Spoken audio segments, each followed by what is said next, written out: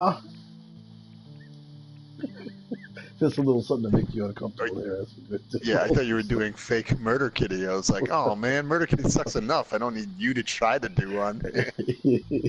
So, welcome, viewers, to Hey, live from the welcome. to your favorite podcast, live from the man cave, as we branch out and do this different type of project. We've been doing some different projects lately.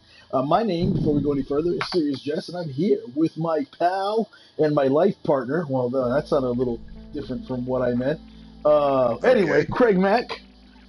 that is me, and I didn't know that you cared that much, and I really do appreciate it, life partner. My LP over here. Yeah. As you can tell, we may or may not have already started drinking. I will neither confirm that. You know what? I'm going to pull a Brett Kavanaugh and not answer a goddamn thing. I won't tell you shit. You Hey, wait, can't no, no. prove it. Let's further prove. Let's do more Brett Kavanaugh. I like beer. Craig, do you like beer? I drink beer. I drink a I, lot of beer. Probably I sometimes have a too lot much of beer, but beer. I have never blacked out from beer in my There, entire life. there were Wait, boys what and were we talking about? girls drinking beer. I don't know what I'm talking. What were we talking about again? Oh, somebody got raped. Oh, well, Oh shit, that sucks. that's Cut the nothing to do tape. with Cut the me. tape. That was that Mark Judge asshole. Fuck that guy. I never liked him anyway. What are we talking Probably too about? soon. Sorry, I Probably too blacked soon. out. All right. What a rolling start. All right, so basically, Overturning Roe vs. Wade. Fuck him. what Sorry, I we was drunk. What was I saying? what we normally do on the show is drink a lot of beer, then do a podcast, and from a comedy standpoint of like everything entertainment. If you haven't checked it out, it's on iTunes. It's on like any podcast app, basically worth its salt. Yes. Or you could you can find it directly at our website, which is www.livemancave.com. There's no from the in it for our website. Livemancave, all one word.com. So Yes. go check that out in your We spare even have a time. brand new Alexa app. You can ask your Alexa to play us. Just say, Alexa, play live from the man cave. Are you serious? Does that really work? I don't use Shut Alexa. up, Alexa. No, she just said, sorry, I'm having trouble understanding right now. Uh, Well, shut up, Alexa. Well, eventually, that's where we're going Finicky to go bitch. eventually. We'll be there. Finicky bitch. Sometimes we do other projects we've been trying out. Check out our recent project, which you'll find on that podcast, where basically I tricked CraigMakk into playing a role playing game for the first time in his life by having my good friend Jim Sardonic, who you may remember from this project as the wet nurse. Yeah, In the if you tree. in the tree. That's right, with the barky hands. Um, Yes. Jim went and created a D&D style role playing game that is built in the Marvel Comics universe. And before he really heard the words role playing game, Craig heard Marvel Comics and he was in, or Marvel Yes. Cinematic Universe rather, Yes. Marvel Cinematic. Yes. So, anyway, so check Yep. that out live from the MCU. That's also on livemancave.com, or you can find that on iTunes and the other podcast apps as well.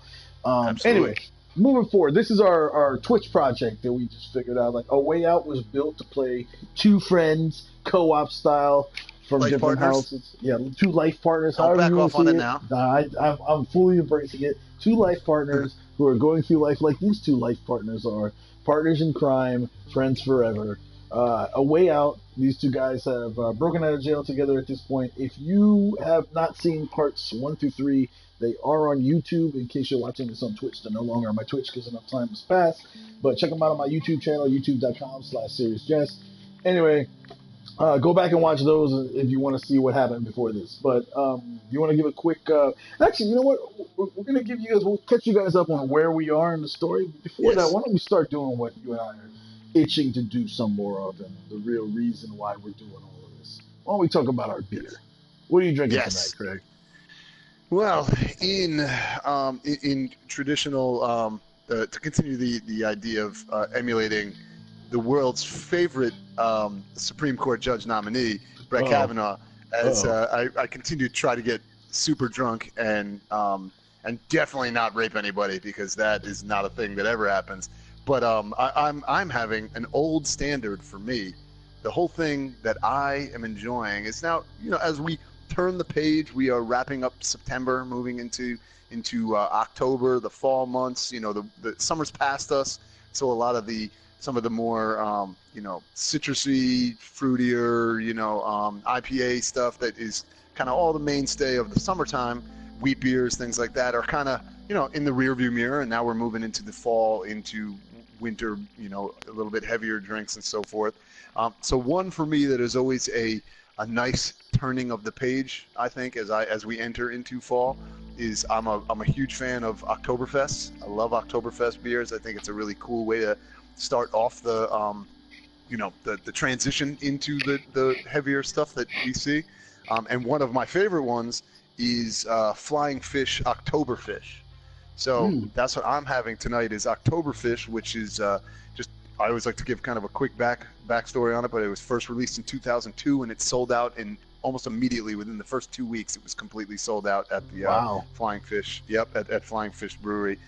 It's a tribute to the classic Oktoberfest styles of Germany, and the Oktoberfish, otherwise known as the O-Fish. The O-Fish uses European malts, hops, and yeast, a beautiful reddish color, a savory malt profile, and nice hop flavor. Make this fest beer quite drinkable. Oktoberfish is great with food and especially great with lederhosen, and they specifically say it is best with any kind of wurst. So, any kind of bratwurst or something like that, you should pair it with. And this one is a cool and very drinkable 6% ABV. So this one is way more responsible on my end than some of the times where I'm like, I'm going to start this show off with a solid 11%. And then 4 minutes into it, I'm trying to kill you, even though it's a co-op game and I don't even know what I'm doing. It's just a mess. So this way, I'm figuring I got at least making 2 rape pints in me jokes before I start to try to kill you. Yeah. Oh wait, you already doing that. So this is, I'm going to take a quick sip right now. I just finished filling this one up, so I'm going to take a quick sip and just kick it off and throw it over to you to see what you're drinking. Oh, you want to take the sip and tell me how it tastes first? Or Yes. So this one is, have you ever had an Oktoberfest? This is the quintessential kind of Oktoberfest. It's got that kind of malty, yeasty flavor to it. It's got, a little bit of an aftertaste, a little bit of a sweetness on the aftertaste, like in the finish. So it is something that would go really well with a savory, like obviously bratwurst, any kind of kielbasa meat, that kind of thing, because it kind of counterpoints very well to that. It is beautiful color, very very reddish, kind of like a rust color, and this is incredible. I mean, this is one of the most drinkable Oktoberfest that I've ever had in terms of you can session this both flavor-wise and ABV. 6% is obviously not as sessionable as something like 4.5 that we've talked about before, like a Founders All Day IPA or something like that. But 6% is still not going to put you on your ass immediately. You can definitely drink this for a little while, enjoy a night of playing video games with your life partner and not being too out of control. So I'm going to enjoy this, and I'm looking forward to kicking it over to you to see what you're drinking. Well, since I already know you're not drinking the same thing, we had a big conversation about how my boy Just over here had to power drink right before we started recording because he's like, gotta kill this one because I did this one in the last episode. And I'm like, yeah, it's not because we're just drunk so we want to chug right before the show starts. It's totally for the art. It's for the people. It's for the people. I'm doing this for you, America. I would also like to, if you don't know this about SeriousJest, I am a grand procrastinator. And all of the things that you mentioned that are going out of style are what I'm drinking today. Because I am procrastinating moving on from summer. And I'm sticking with that summery drink. I don't want to go back to school, Mom. Look, man, it's still summer to me, bro. All right. I'm not wearing a coat. Fucking Sierra Nevada Sidecar. It's an orange IPA. Yeah, this is everything you mentioned. Like, no loser's fucking still drinking that. This time, I'm like, yeah, that's what I got. Back of that. All right. But, and I'm texting Jim Sardonic and asking if he wants to be my new co-host. Sierra Nevada Sidecar, cool. orange IPA. We Yes. push this is their quote. We push the complex and citrus-heavy flavors of hops to a new level with this orange-infused IPA. Combining bright and bold hops with real orange creates layers of citrus-crazy flavors. Yet it maintains a balance and a crisp hop bite that make it the perfect aromatic IPA. I think I've said this several times. I'm kind of in my last year or so. I've started to get off of IPAs. I was really into them before, and now I'm kind of like laying off of them. But with the orange infusion, I'm kind of really curious to see, and I trust Sierra Nevada. Curious to see where this is going to go. Yeah. It's 6.8% alcohol by volume, or ABV, or Nice. awesome beverage value, as it's Yes. also known. I wonder who started that cool version of it. And I'm going to pop that top now, and let's see what it tastes like. Nice. Well, all right. So before I even drink it, I smelled it, Yep. and I got hit immediately with the hops and the orange, and it's like they're having a brawl in my nose right now. Right. Like that's how they just come out punching, both of them, like immediately. And this is kind of what I hoped for and expected, in a way. Because again, like everything, the strongness of the IPA is something I used to really go on to, and then I've become less into it in the last year. But counterbalanced by this seems like an adventure that I'm about to go on. So let me just take a sip. Nice. It tastes like it smells. It tastes like there's like heavy hops and oranges having a straight up bar brawl in my mouth, and it's Nice. it's enjoyable. I gotta say, I don't think It's I've what? it's enjoyable. Like I thought I you like said this. adorable. I No, just no, didn't understand it's where you were adorable. going, It's a but bunch of it's oranges adorable. punching hops. Look at them go. No, You- it's all good until somebody breaks up a glass bottle on the bar and tries to cut Right. somebody's throat. Even then, it's still kind of good. Yeah. As long as it's not you. So yeah, a very hops heavy IPA drink like this would be something I'm no longer into. But I definitely, it's like it really does feel like it's seesawing between the two. They're not like peacefully blending, and like it's not. Right. It's like there's just two very distinct flavors, on different sides of the spectrum having a fight, and it actually is. No, I gotta say, I like it. I like it. It's weird. It's like it almost makes my heart speed up a little bit, just like when it hits your taste buds. If that So makes let me any ask you sense. this: Do you get the vibe that this would be? I mean, based on because I've had that before, and I definitely enjoy it. I like it quite a bit. Is it something that you could imagine like sitting outside, for a cookout or by the pool or something like that over the summertime, and just sitting in and having one of those? Is that the kind of way that you perceive, that type of a beer? No, no, No. no, and here's the reason why. It's this has too much going on in it for me to kind of just sit there and absent-mindedly To session chill with. it. Yeah, it's Right. not a real chill beer. This is like a, what the fuck is this? I like it, but wow, like I don't know.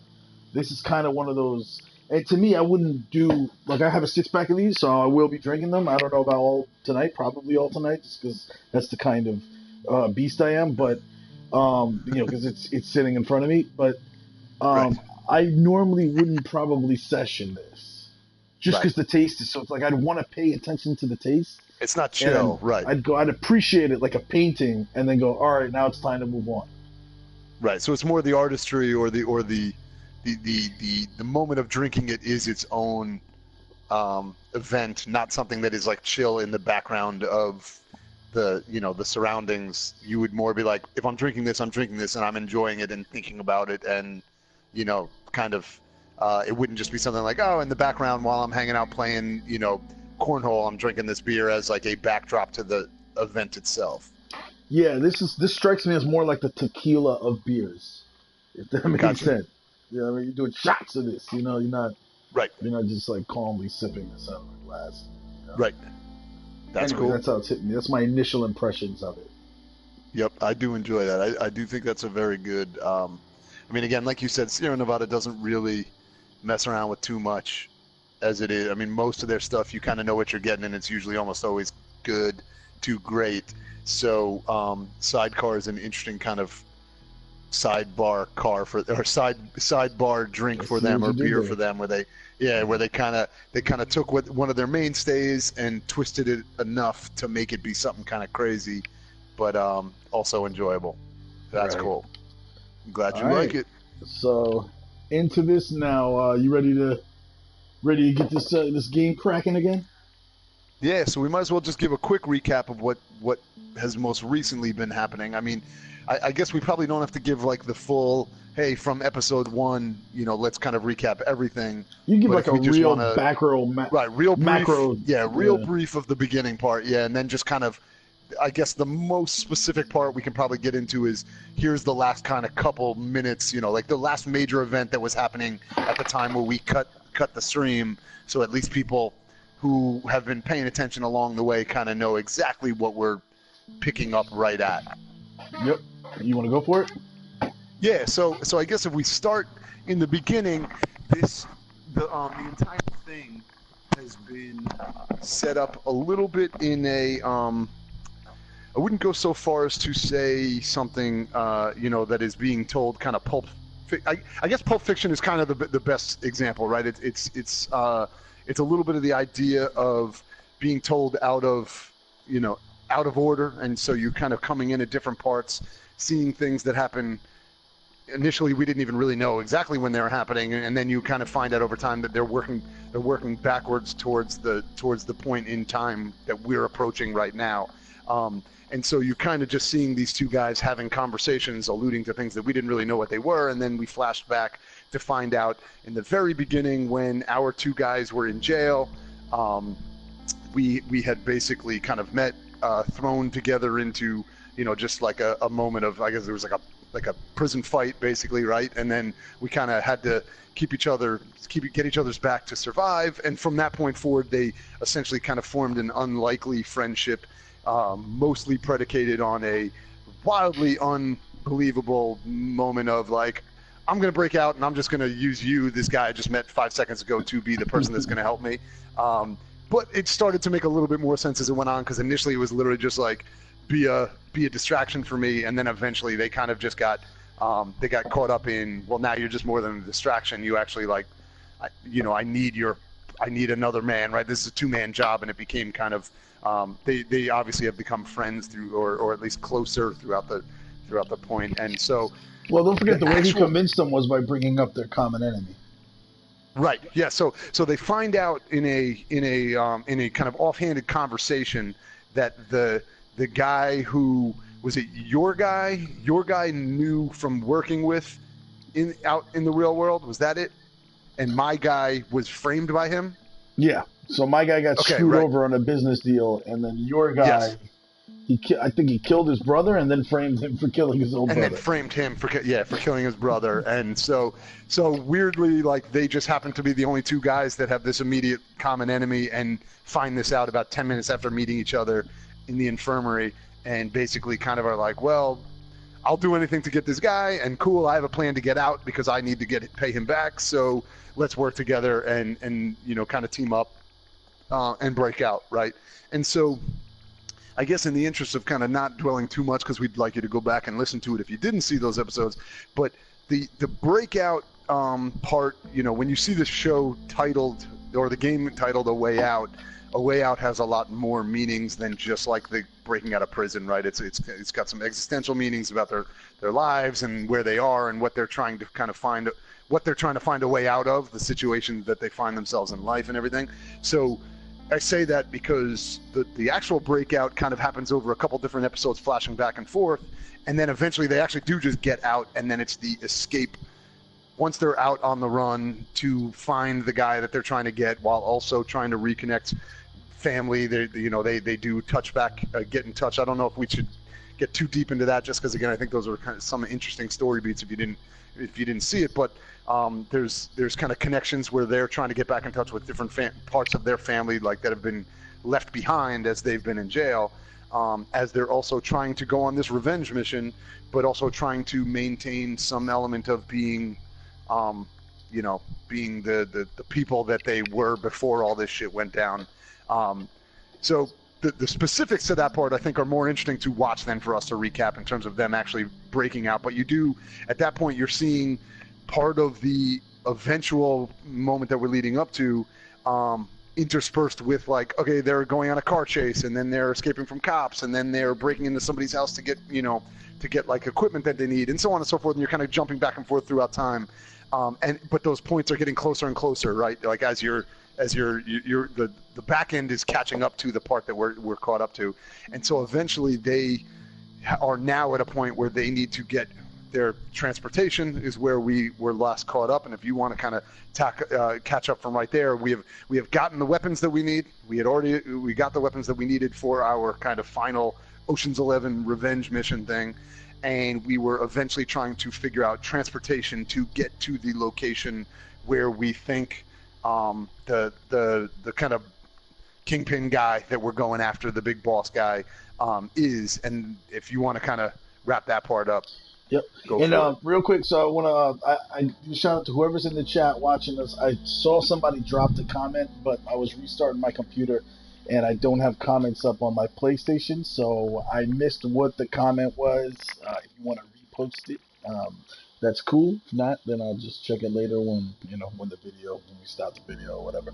But anyway, welcome to y'all who are watching. So, like Craig just gave you the overall big backdrop picture of the game and where we kind of are until now. The real recent, little more specific history is that upon breaking out of jail and everything, these guys were like, all right, we need the weapons, as Craig said. So we went back to a contact, my guy Leo, the guy with the really cool fucking Jersey Italian accent. All right, Leo. Knew this Foxy Brown chick who basically had a bunch of guns. We went over there, we fucked around with the guns, we decided we liked the guns, we did business with her, and we fucking left. All right? So then... She did not trust me for shit. Yeah. Then we also had to find out where this fucker was, the guy that we both hate. And this is this motherfucker that... so we tracked down some dude that had an attitude fucking problem. We chased him around the construction site and whooped his ass a little bit. And then this motherfucker, he's pretty resistant. Didn't you threaten to nail gun him in the leg? We were going to nail gun him in the leg. We were going to throw him off a building. And the motherfucker's like, in our face. We're like, all right, so are you ready to tell us? He said, I'll tell you where he lives. It's 123, go fuck yourself lane. So he pretty much held out till the end. And he only told us that the guy was in Mexico somewhere. All right. So I forgot about that part. That was so dumb. He said Mexico as if that was narrowing it down, right. And our guys weren't like, what the fuck? That's not helpful at all. Right. We were like, thank you for the information. That's if cool. We were just like, cool. Now we'll find him in the next 10 minutes. I was really disappointed amazing. We didn't nail gun his balls. But yeah, it really was dumb. But so after all that, so then we approached this lady right here, who's this fucking pretty tough as nails chick, and we're like, hey, does this plane still fly? It's like, it's not for fucking show, asshole. Or, all right, chill out. Yeah, she overreacted real fast, but okay. So now she's bossing us around and having us get her parts for her and all that shit. And we keep making references. We keep turning everything she says into something sexual. That's pretty much where we left off. Also, it's important to note that guy that we roughed up, the motherfucker, the guy that he didn't end up selling out, is torturing him, fucking him up, trying to get like, oh, you told him where I am, didn't you? And he's like, no, you gotta believe me, I didn't. He's like, all right, I believe you. Walks out and they fucking shoot him anyway. And it turns out that the person that sold us out is I think it's the Foxy Brown chick, right? Yes. I thought they showed that she was on the phone. We saw a scene where she was calling the big boss and like warning him that like, oh, they're coming or whatever. He's on his way. Yeah. And he was like, thanks, bitch, or whatever, Yeah, so that's where we are. All right, so let's get this started. Man, I'm seeing like this. I can see there's people watching. I'm not seeing anything in the chat room. It's like it showed me that there's like a comment that was made, but I can't see it. So I may not be able to see your comments. I don't know, Craig, if you want to like log into your laptop or phone or something, just like hit mute or whatever. I am, and I'm not seeing anything either. Okay, so maybe it was just showing up on my PS4 like that. Yeah. If there's anyone in there, just if you don't mind, just shooting something out to make sure you can even hear us and everything is working okay, just so we know, and I'll have it open so we can respond as need be, when you guys have questions. I mean, there's definitely people watching. I can see that on YouTube. I just can't see the I definitely see a nice comments. Yep, it turned out so far as that. There we go. All right. Oh, there we go. What's up, X5? Hello. All right. There we go. How you doing? Thank you very much for answering and letting us know that this is actually working. Because there is a certain point in time where, as you probably know, anytime you Twitch or stream anything out there, there's like a 10% chance that it's a Hail Mary pass that nobody is fucking hearing, and that would be real boring if you were just staring at this screen next to the stupid plane and not hearing anything. Wondering what the fuck is going on. I would be amazed. I'd be amazed that you would have stuck around, so thank you very much. Great. Jake says he can hear as well. All right, let's get this started. And here we go. Yep. All there right, we are. All right. I'm going to offer you again always, the chance to become Leo Caruso if you want, the more fucking wild card fucking monkey wrench in the operation. Do you want the actual Joker?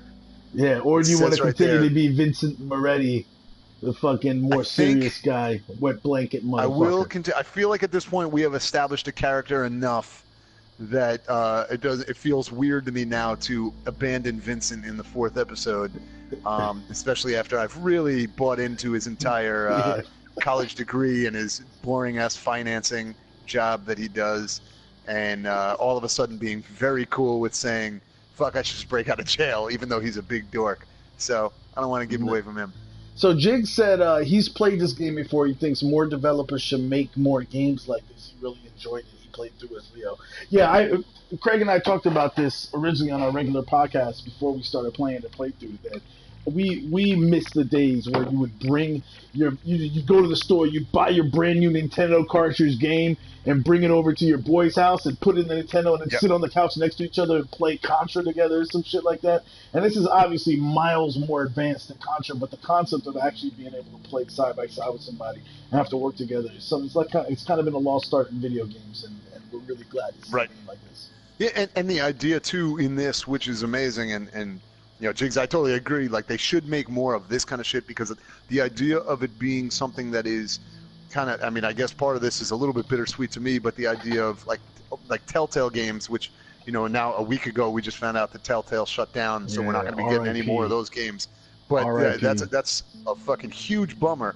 But what Telltale was doing, the idea of telling these kind of stories, these pretty in-depth stories where you felt like you were making these very impactful decisions to the story itself, but to then also incorporate that into a multiplayer or, you know, a 2-player game where you can play it with your friends, and not just, you know, most Telltale games, if you ever played with a friend, it might be at best you'd have people sit in the room and say, what should I do? Should I say this? Should I not? But ultimately one person was making a decision and that was it.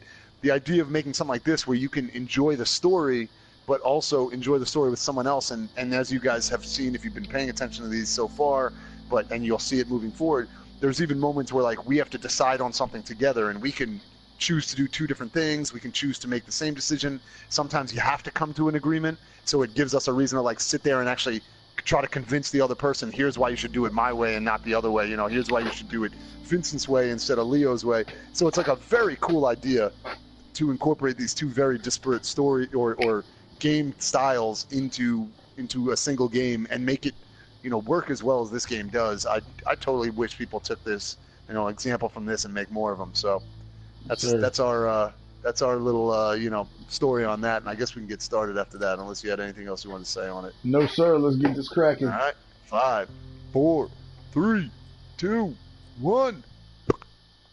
Here we go.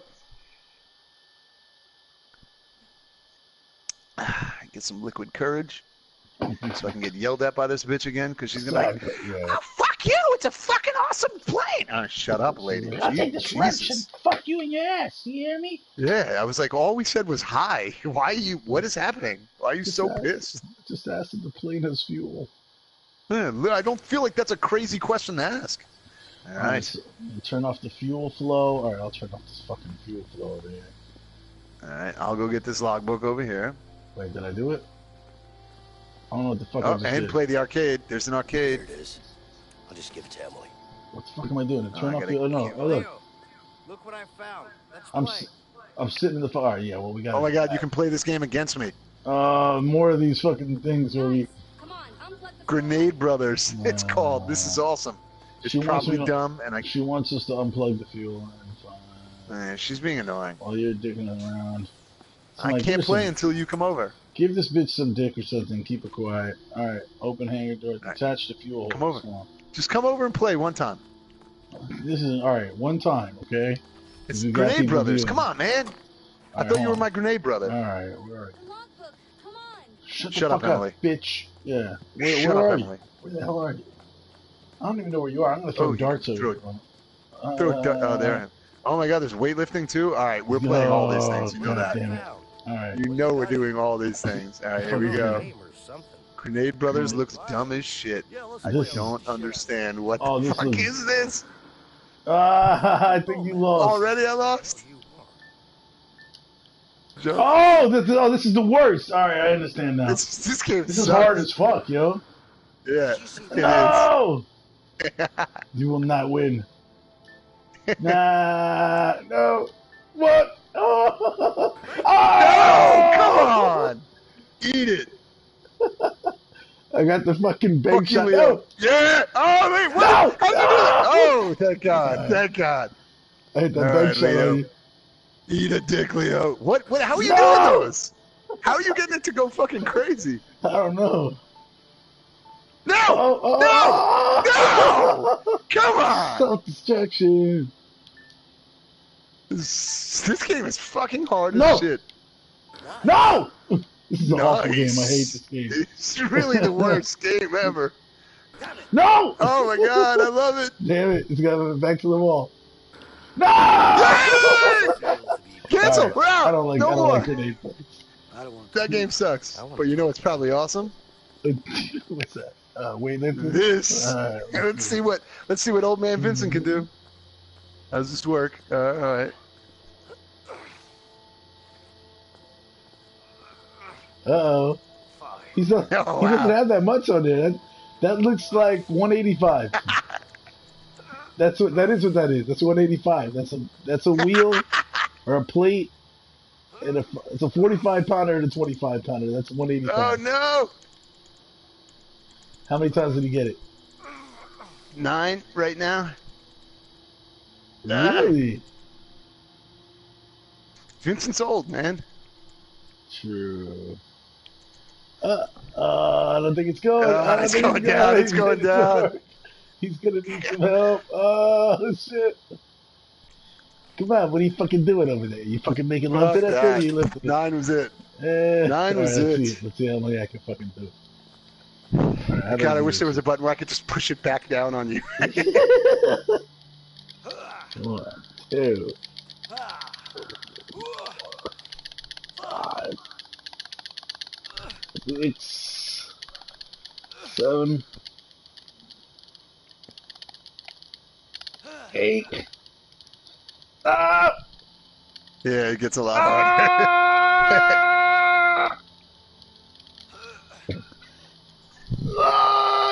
That was 10. No, that was 9. This will be 10, but no, it's not. Nah, this ain't happening. I'm just gonna. Yeah, see, that's as Calling far it as a I got. All right, straight tie. How do you do this? Not good Cancel? enough, Liam. All right, now one game of darts. Then we can do whatever this bullshit trifecta. is. And then we can Yeah. and then go fucking back to nagging mom over there. Fucking nagging mom. So you guys are gonna have. I forgot how this. Oh, that's okay. Bullseye. What? Bullseye. Bullshit. Oh, fuck. What the fuck? What are you going to? Your turn. What do we go to? Though? I don't know. I don't understand this game at all. What the? How do you? Bullseye. Nice. Boom. Almost there. Ooh. Oh shit.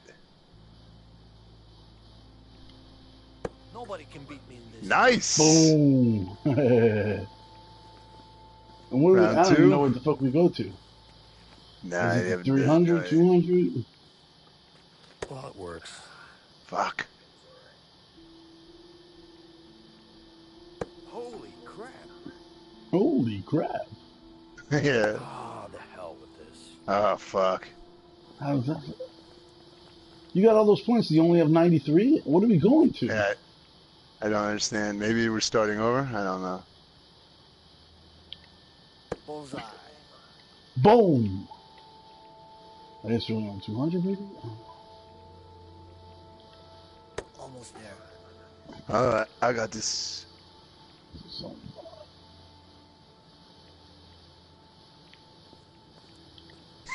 Oh, you dick! I wish I could have hit you in the chest, too. That would have been great. Oh, shit. Oh, so I didn't get any points on that. So I must have busted. I must have went higher than what I'm supposed to have. Well, it works. I don't know what the fucking finals... Are we playing like closing out numbers? I don't have no clue, man. Like, what's it called? No, I don't think so. It was all right.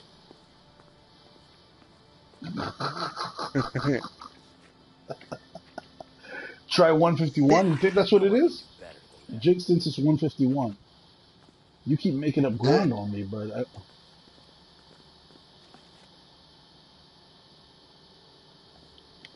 Bullseye.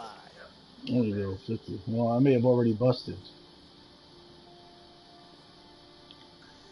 What the fuck? Oh, you stuck your fucking All right, face I there. got this. Watch me. It's just what it said. Jake thinks it's 151. Alright. Oh, Yeah, 100. Alright, so we are... I don't know, man. I've been stuck at 125 for quite a while. Yeah, it doesn't really make any sense, but... It was all right. Let's see. Not too bad. 85. Yeah, it's proven. There you Oh, go. 130. So you're 139. So, all right, so we know we can Yep. get there. All right. So you don't keep track anywhere of like which ones we've closed out? Makes it... I don't think that's Much what the harder. closeout is, though. Let's see here. If he thinks it's 151, I'm going to come here. Let's do this. Almost there. Go 6. I can't even see where 6 is on the board. So I guess I'll just go here. Fuck. Fuck. Fuck. And then I gotta get a Fuck. 1. Where the fuck is 1? Is that 1 right there? This game's not 45. Oh, fuck. I fucking busted. Oh, I fucking busted. I can't tell which one is which. Oh, there you go. Alright. I can't throw when you're standing there. Oh, sorry. not focused today. No, you're not focused today. Oh, fuck. Ah, fuck. 32. I think you were already busted.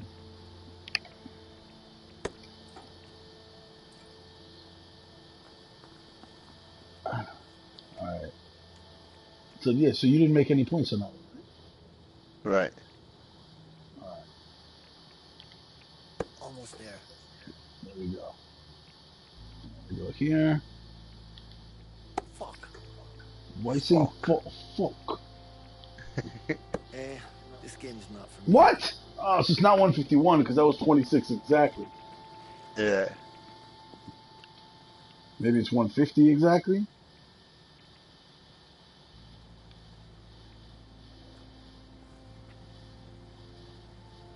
Oh, fuck. Balls on the pancreas. Not focused today. Yeah, I think you already busted, homie. Yeah. Alright. It would be great if they fucking told us what the fuck. What's that ledger What we thing were on your praying? side of the screen? Like, you got a ledger on the top. I don't know what that is for. Oh no, that was the logbook. I picked it up. Like Emily okay. wants us to give it to her. Oh, stupid Emily. Tell her to shut the fuck up.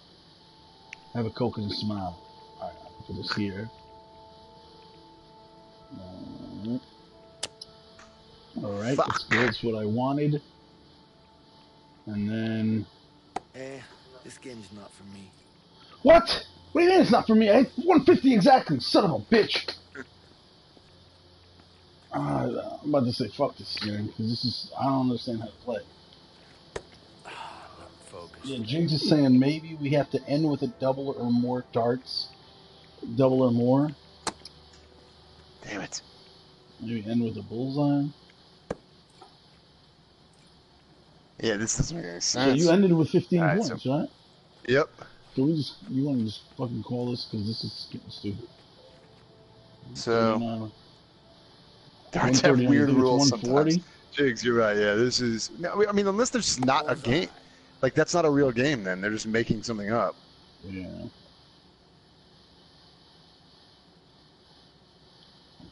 Yep, I'm the best. Wow. It's fucking killing bullseye right now. Yeah, and it's not gonna. I'm gonna like not get anything. Nobody can beat me in this game. There you Three go. fucking bullseyes and I had nothing. 150. No, you got 150. Yeah. Yeah, 3 bullseyes. I ended at 150. So what does that mean? I still didn't win? Nope. Well, this is cocksuckery. That. It was alright. All right, bro. I'm not interested in playing this anymore. It's so hard work. I know I can do better than that. All right. Come you ready? on. Let's Yes, go I'm help. ready. Let's go do something. Come on. The logbook, come on! All right, stupid fucking. You're still doing that. It was alright. Isn't this my MO every time? Don't I Come just on, play bro. games too long? Just bring Emily her shit. I need my logbook. Okay, let's go get it right now. Yeah, I think Jake said it's a oh, that's what it is. What? Oh, that makes sense. That makes more sense Yeah. now. Jig says maybe it's just showing our best scores. Yeah, that makes sense. Okay. So we're not actually It's not an competing, actual. we're just- Yeah, game because especially because you can go right. Yeah. Alright. Can you please find my All right, thank you. Well then, damn it. Come on, man. Stop playing. All Stop right, trying one to time me. more. Come on, stop Go trying for to it. time me. Give them in the fucking logbook, please. Let's get out of here. We got Twitch viewers. You don't want to keep All right, them you waiting. ready? What's this shit over here? War going on, blah, Damn blah, it. blah. And a picture of us, of course. I know I can do better. Oh shit! Damn it! We're I doing know this- I can do better. We're doing this I shit was while the just- Vietnam War is happening. the logbook? Come on. Oh wow, playing darts. It seems like the right way to handle it. All right. I'm gonna How do we run fucking- again? There we Drink go. of fucking water. I'm washing your my fucking fucking- face. There's your That's fucking good. logbook, Emily. You fucking. You Gack. fucking moron. Oh, look at this. What does this Can bitch come- have in The here? fuck is this shit? I fucking take this shit back. Well, I never saw this one coming. My own. Oh, there's picture. 2 fugitives at large. Get in the plane. I know, like it. She's pissed. There's always extra shit that we can, like, fuck I with just want to usually. shut her up at this point. Come on, Vincent, get in. You know, get what's his name? What's his name again? So Victor? is this Vincent?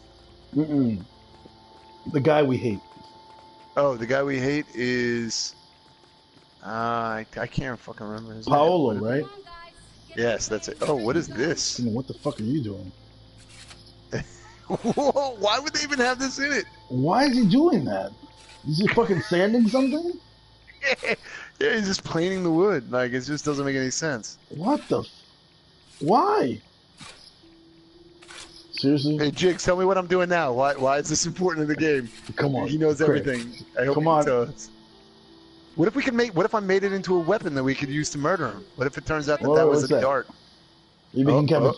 What is that? You fucking drilling fucking a block of wood for no fucking reason right now? Why is this even in the game? This It's a game plane is by the weird. plane. Jake said, plane by the plane. Why is this a thing right here? Seriously? I'm Now you can super feel proud. confused. You feel proud about yourself Come now. on, guys. Get in the Am I a plane. woodworker now? That's cool. You want to play grenade guy? No, I don't. I finally beat you. Shut up, Emily. Shut up, Emily. Fucking bitch. Jig said maybe the big boss is a vampire. We need to make steaks to kill him. That There would we be. That would change everything about this game that I thought I knew. Yeah. Here's her fucking shitty plane that we don't know if it even works. Yeah. It's not just for show. Shut up. So is this now? Does this mean we are now officially caught up to where the game's flash Probably. forward was? Because it starts in the plane, right? Yeah, it starts here. We're talking, reminiscing about it, about being life Yeah. partners. Yeah. You nervous? He's a life partner. Fucking Leo is just so weird. Nervous. A little That's bit. enough to keep me focused. You know what I like it though? That's good. To stay not nervous before something. I masturbate. So you mind if I pull it out right here on the plane? You don't have to look or anything. But if you want to throw me a few words of encouragement every once in a You while. know? I mean, it's either that or I need a blowjob, and you're gonna hate that. I might have a solution for you. Okay. You know, since Jim the wet nurse isn't around, What? write your What? wife a letter. Look. Fuck you, I don't Leo. mean to interfere, but I had a similar situation with Linda. Oh, that's right. He was also Linda, wasn't he? Jim the Yeah, Linda. that's right. With the I mom laid jeans. it all out. Yeah. She gave me a second chance. Benetton jeans, Linda. You know? I'm just saying that writing a letter really helped. You know? Did I it? feel like this guy writes at a second grade Of level. course, it's up to you. Yeah. What are you, a I'm fucking just saying that it worked second for me, grade but it doesn't have to, douchebag you know, from Dear from Linda. 1887? I'm sorry. It's in crayon too. That's all. Me sorry. Me love you, Linda. Writing type. Yeah. I mean, Let's it's just an idea. fuck. It's just- Love Leo. Congrats on the baby. I'm really happy for you. Oh, the baby. I forgot about that. Having a baby That's kind of right. old, huh? Yeah.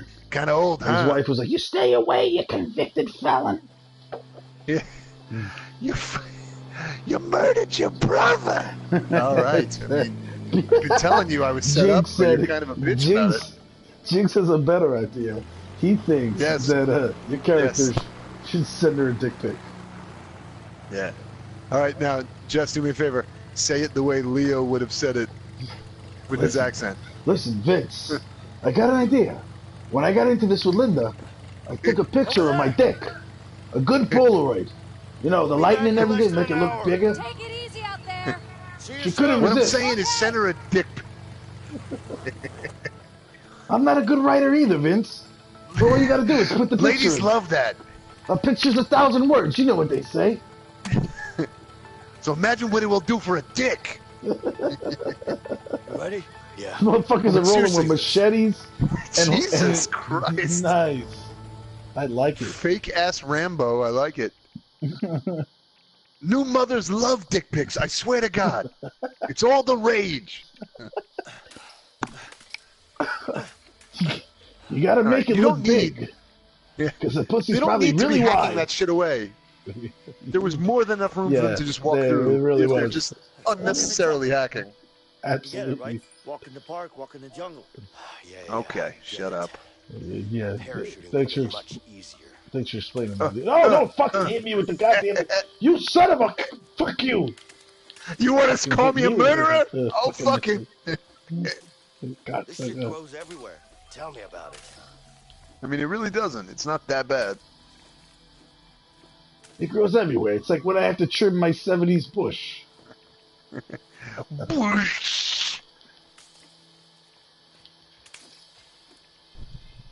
It's just fucking Friday the 13th in it out here.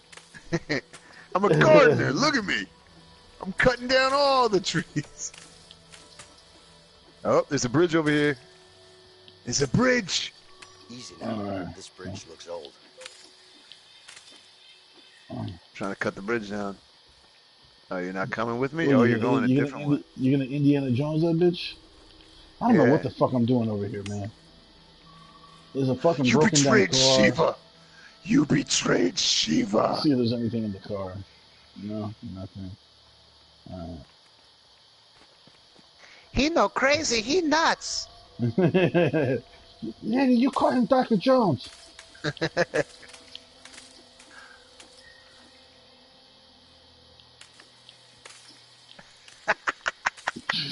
I love Short Round. He's the best. Yeah. Oh, this game He would was be like- he better was if the Short same- Round was in it. That's the same kid from the Goonies, right? Yeah. Oh, it's the same kid that did Booty Trap. Yeah, Booty Trap. It's a booby Booty trap? Trap. Booty That's Trap. what I said, Booty Trap.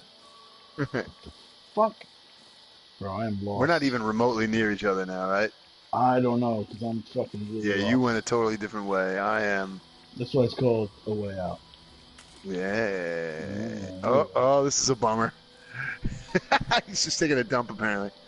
The only way I can't climb it, I can apparently only boost you up. So I guess Where if the you went a fuck different are way. you though? Because I don't. All right, I'm just gonna have to fucking find my way back. Shouldn't be a problem because I have a goddamn machete. Oh no. Is that you or a bear? Oh no. That's what I said. Booty trap. Was his name? Wait. What the hell was his name in that movie? Data. Data? Yeah. Data, yeah. Yeah, Data, yeah, one of those. I don't know where the fuck I'm going, but that's what I And then I said. leaned over the side, and it made this fake throw up noise like, and it threw the fake puke Like, over. Ma, I like this kid. Alright. I just jumped down. I'll put your hand into the blender. Fid, we're gonna What are make they, the tongue. Fratelli twins? You like tongue?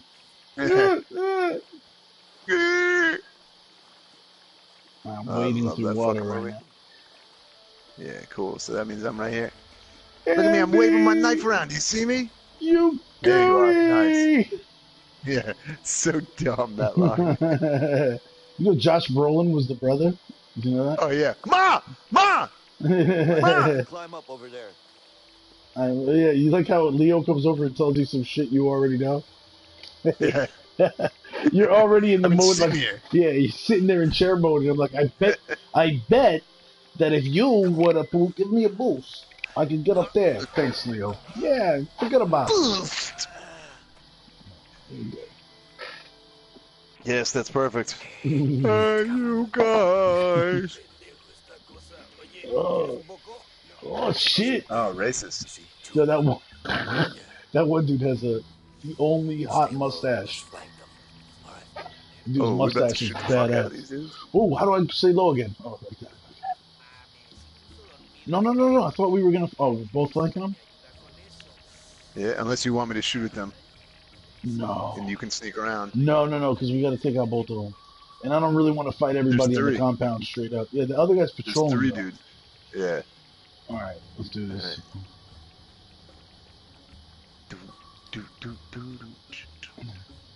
Actually, hold on. Okay. Oh, the other guy's still far whoa, off. back up. No. Yes. Oh, here we go. Okay. Be careful. Whoa, he saw you. He saw you? He fucking saw you, didn't he? I don't know.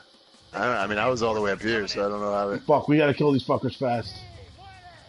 Alright. Oh.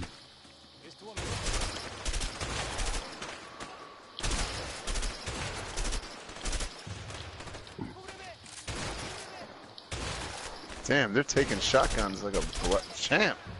That's because the shotgun from far out is not that effective. Yeah, but you shouldn't be able to take like 6 shots. They're showing him bleeding, so... In your face. There we go. That should do That it. must have been the last one of those bastards. Well, now we've alerted them. How do you Alerted reload? who? Everybody that we're He here. told us, and I don't remember. Was it R1? What? Oh, how to reload? Yeah. Yeah, that's exactly how you do it. R1. No, how beautiful. We should come back here, life partner, later on and scuba dive. Leo, help me with this.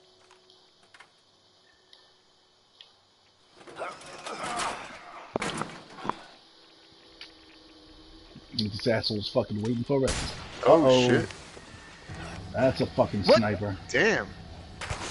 That's a How many real guns do you have? It's a real deal sniper rifle.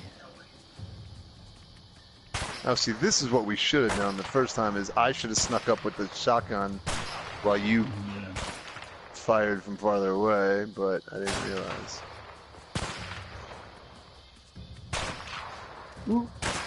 Ooh. I'm keeping him busy. He's definitely shooting at me right now. Yep, I'm creeping in on him. You can crawl through there. Leo, come on, get in here.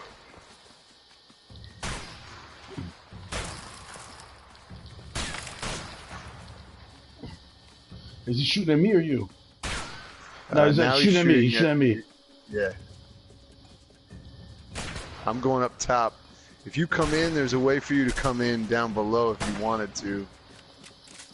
But I might be able to get flanked on him right now. He's worried about me right now. Getting me pinned down. Oh, nice. You good? There you go. Yeah, he's dead. All right.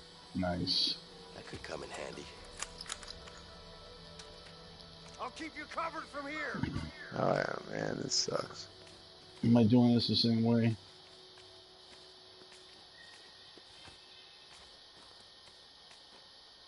Oof. Did you go up and around? I went up, but you could go through the front too now because I went up wow. and ambushed him from behind. Oh, And that's why. So you have to, yeah. So now it looks like he's Go going through the door. I hear somebody behind me. Vincent, cover me.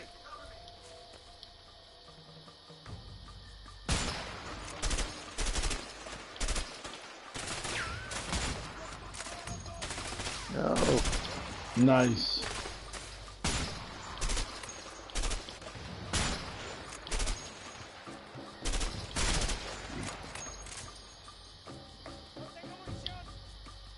Whoa. You got him? Yeah, he's gone. There's another guy coming down right now. Got him coming down the stairs. This guy is hidden from me. He's behind cover.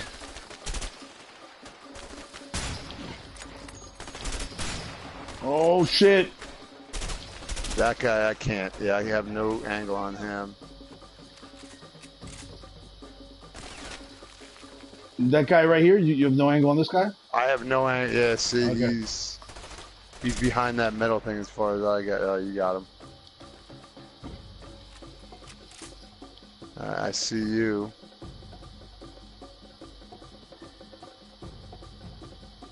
Tell me if you see anyone else, because I don't. Yep, right here. Yeah, okay, there we go. Oh, Sure. fuck, okay, wait. Can you see? Oh, nice. One of them I got. Two of them I got. Third one is behind cover from me. Yep, you got him. Nice. Oh, this is awesome, actually. This is a cool way to do it. All right. Vincent, cover me. Got one. 2, 3.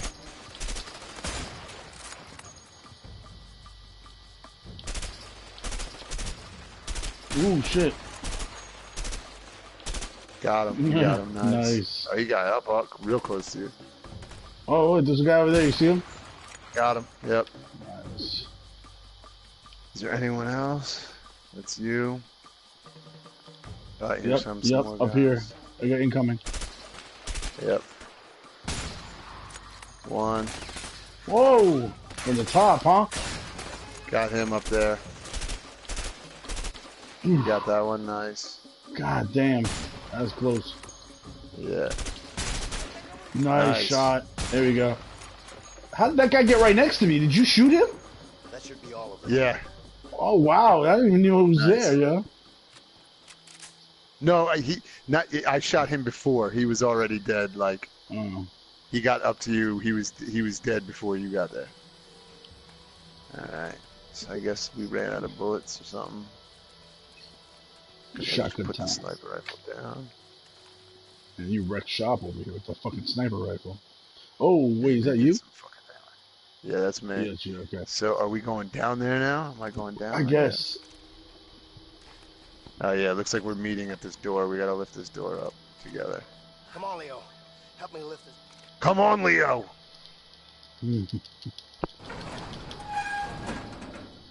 Leo! Ha! They think a cut down bridge is going to stop us. What a joke. What a joke. Yeah, he sounds like he's got like his nose stuffed. Yeah. What a joke. What a joke. No, there's no shit over here, so we gotta go around. Why do I feel like I hear other footsteps that aren't yours? Let's look at it. Let's see. How does that look? That's not bad. Pretty decent graphics in some parts. Check up here. Gotta push this thing out of the way. I'm gonna need another beer in a minute. All right. Oh boy. Okay. Let's try to do this stealthy this time. Okay. I'm gonna come around the right side. Alright, well these dudes are just right there. Okay, they're moving. Oh shit! Wait. I forgot how to beat him up. That's good to know. R2. Oh well. Well, there goes that. I don't know how to fucking stop. Was that me that they saw? Yeah, but it was R2. You gotta hit R2. I did. They shot him.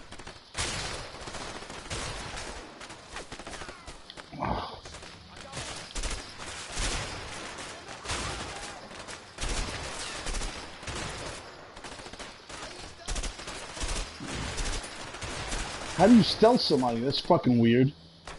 When you get close, it shows it shows R2 on the screen, and if you hit that, you'll. I hit a guy. I like stealth the guy. I hit him with the gun. It didn't show him. Down. It didn't show him for me. Oh, then yeah, you probably you were fucked. I guess they didn't have. I'm moving up. Oh, you're up there already. I didn't realize it. Yeah. Hold on. I'm gonna stealth this guy. Oh yeah, I did. I stealthed him. Oh. Yeah. See here.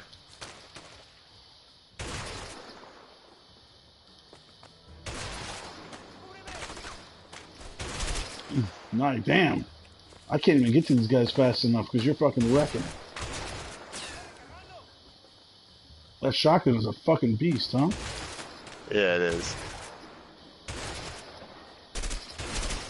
Blew a hole in his cover. Mm-hmm. That's pretty baller. Over here, Vincent. The gate is open. Let's go. I'm coming. Over here, Vince. Oh, shit. Close the gate. Oh, up top, up top. I'll take him. Good call. You got him, cool. Yeah, guy up top is down. Do we have the grenades? I don't think so, but we definitely just fucked them up.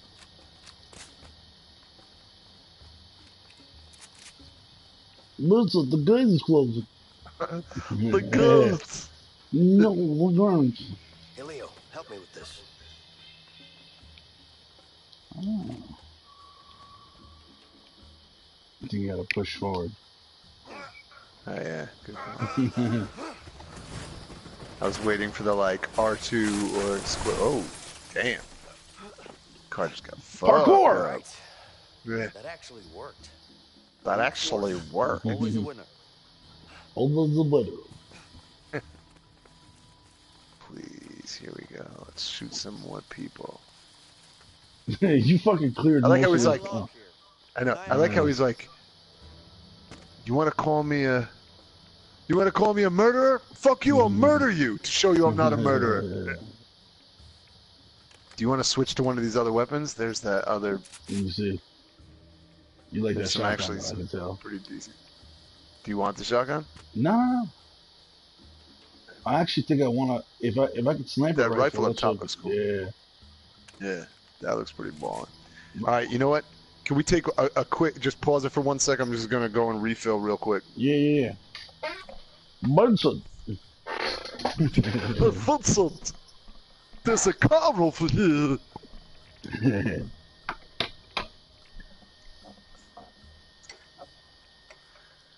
My nose is all stuffed out. He's so Alright. stupid sounding. I'm gonna go throw these away. Before I crack another beer, I'm gonna throw a couple of these in the fridge just in case. A couple of them get cold. I'll be right back myself. Okay.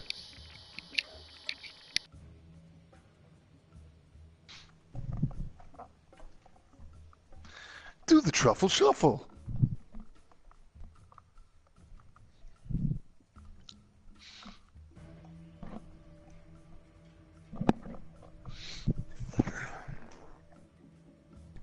All right, let's see. We took the M16 and the submachine gun. It worked good. All right. It sounds like a good move. Although I'm going to say, I felt pretty solid with that shotgun in that last approach. I fucked a lot of shit up right there. So I think I might hold on to that guy. But yeah, I do like one of the things in this game as I wait for Jess to come back. I do like how they do have pretty much, I think, in almost every segment that we've had like shootouts, they have moments of where you can like switch off, try different weapons, which is kind of cool. You know, for a game that's obviously not a first-person shooter or anything, the idea of working in this ability to kind of pick your weapons as a team and decide, okay, which one works better for you and which one works better for me, you know, or try to augment one another, like, oh, I'll go close up, you go, you know, distance or whatever, is kind of a cool aspect, considering obviously the gunplay is not this game's strongest point. So I like it. Well done, Jigs. Thank you for the thought as you tell us what worked for you, and then we immediately say, fuck it, we're just gonna do our own thing anyway. But I appreciate it. And let's see what happens. Vincent, let's shoot the lock. Yeah, good call. You're right. Yep, switch it out so you're not stuck with some. Yeah, because I mean, obviously we started that last segment just given the guns we had. That was it, and then they just say, well, here you go. If you want, you know, if you want to switch for a machine gun or whatever, or a rifle or something, you get the opportunity to do so, which is cool as shit. So, by the way, so Jigs, did you beat this, right? You said you played through the whole thing and beat it. Yeah, you played through. You said, yep. All right, cool. So that's cool. That's fucking interesting.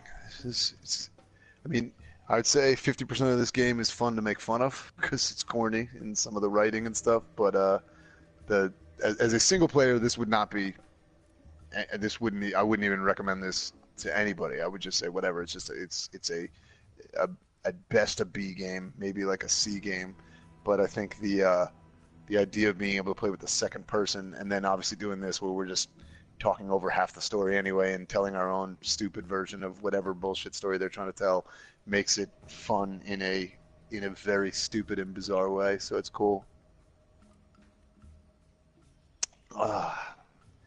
Waiting for this ass to get back. It's probably taking a dump.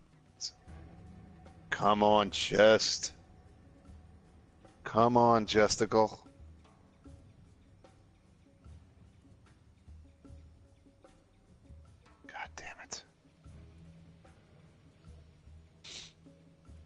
Well, anyway, I guess while we still wait for him. So the other thing that I have noticed is, you know, the far and away, like we had mentioned before, my favorite parts in this game, and Jigs just wanted to kind of see. Yeah, exactly. Yeah, like Mystery Science Theater 3000, but with video games. So one thing, Jigs, I was going to see what you thought, but probably my favorite part, far, you know, like hands down in this game, is when you have those moments where it's like, should we parachute in or should we, you know, land the plane, or should we try to drive the car across the bridge, or should we and pretend to be cops, or should we just go balls out across the bridge and try to run over all these cops? And like between the two of you, if you choose two different things, it won't let you advance. So you have to decide. You have to choose one thing. So we have definitely reached impasses where we have had to decide, like, okay, I want to try to go stealth and you want to go try to drive right across the bridge and kill the cops. Like, here's why I think my version is better than yours, and let's kind of talk it out. And they intentionally don't go the route of like, oh, you have like 5 seconds to make a decision, you know, like kind of Mass Effect version of like the timers counting down, because that would take away from the idea of working together on it. So they force you into these situations where you kind of almost have to convince one of you, almost like in a jury standpoint, you have to convince one of the people that which idea is better, and then come to a consensus and move forward that way, which is kind of awesome. Nobody leaves. Leads to these moments. Yeah. And it leads to some of these moments where then now the fucking Jessical's back, so we got to deal with him doing voices immediately. But I do like those moments where it forces people it forces the two of you to come together. And nobody leaves. Nobody leaves. That's how I talk on a Saturday. Yeah, that's his regular voice. There we go. All right. Are you ready to shoot this goddamn lock? Let's go. All right. Here we go. fucking lap. Oh shit. No, well, that's, I guess we don't go up there. We're trying to combat roll up a fucking. Alright. Ready to fuck this thing up? Hit it. Oh shit, get down! Oh, Oh fuck. shit! You're a dead man! He looks like a Oh, fucking. These motherfuckers look like something straight out of those fucking old school Cuban movies, the Cuban gangsters. Yeah. What the fuck? Oh, he's fucking shooting from that little hole? Yeah, it sucks. Go! I'll cover you! Go.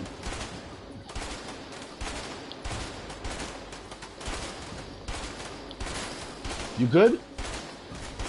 Yeah, I'm up. Find another way around! Clear! You're ready! Okay! Alright, you ready? Yeah. I'm gonna throw it. You're gonna shoot it. Wait, what are you doing? Wait, what are you doing? What are you throwing? You ready? I'm No, gonna I don't throw know. Oh, one okay, of those. alright, wait. We'll throw it at the door. You're gonna shoot Go. it. You ready? Yeah. Whoop! Boom! Okay, that was cool as shit. Yeah. Ah, that was so awesome. Let's go. You go through That first. could Sean. quite possibly be one of my favorite moments in this game. Is you covering me so I You can probably sneak should go up and first throw because a I got the goddamn fucking. propane tank. Oh wait, hold on. Let me check over here. Nothing. Okay. Yeah, that was pretty cool.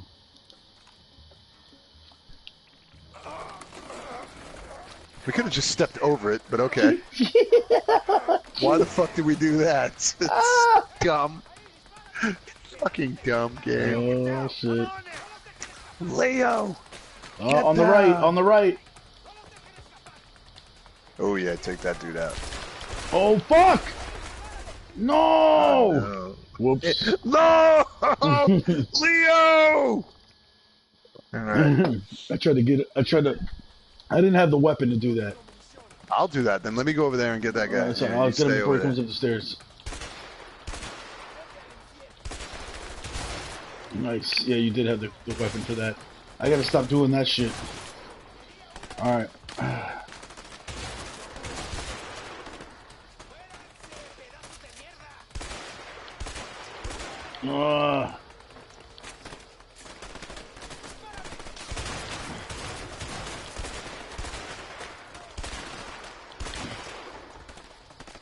You good? On that right side? Yeah. Yeah, I'm good right now. I'm watching our left flank. Nope. Alright, I'm gonna have to back you up.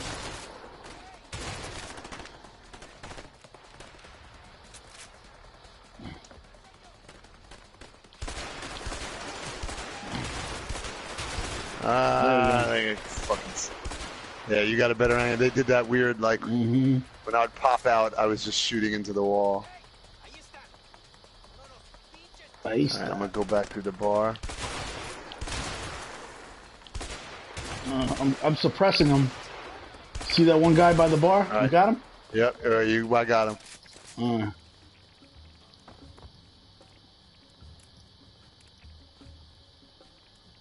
Oh, that guy fell awkwardly.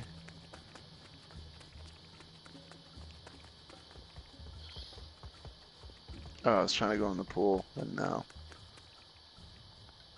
Oh shit, here we go. Alright, we're going in. Ready? Come on, let's go. Oh, that was a little anticlimactic. Just coming to my fucking house? Look at fucking Tony Montana. Want you to take me out? Motherfuckers! This is straight up Scarface. Yeah, it really is. Alright, so you gotta keep them once they come in on us. I'll try to pick them off from far, but once they get close, you gotta fucking wreck them. Got one. Yeah, so I got picked off one. There's still 4 left.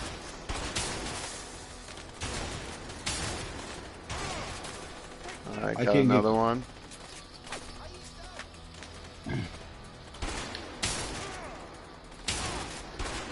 Oh. I'm Alright, gonna he's probably try on to the move left. up.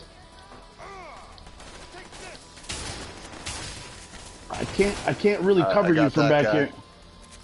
Now I got that guy on the left, so I'm trying to Okay. I'm moving up. go. Dude up high on the right, you probably have to hit because he's too far away from me. But I'm moving up a little bit on the left. That guy on the left is down. I'm gonna I move got up. him. Yep, I killed him. I'm gonna take this guy coming down the stairs. I got him. Yeah, you got him. And then there's fucking dickhead shooting. I don't know what the fuck he's shooting.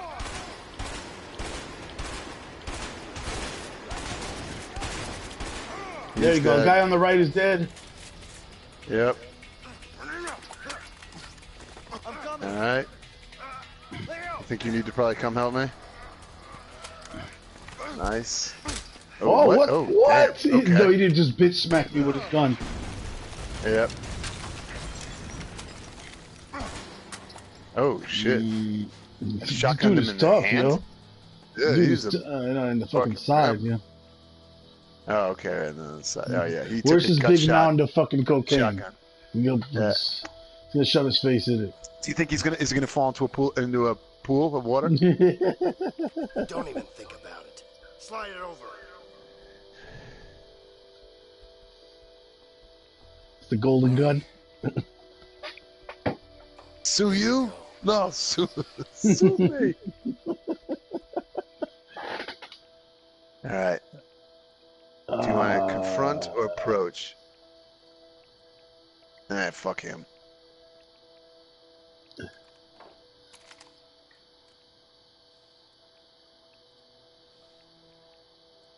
I should have given you Vince's way, because your brother got killed.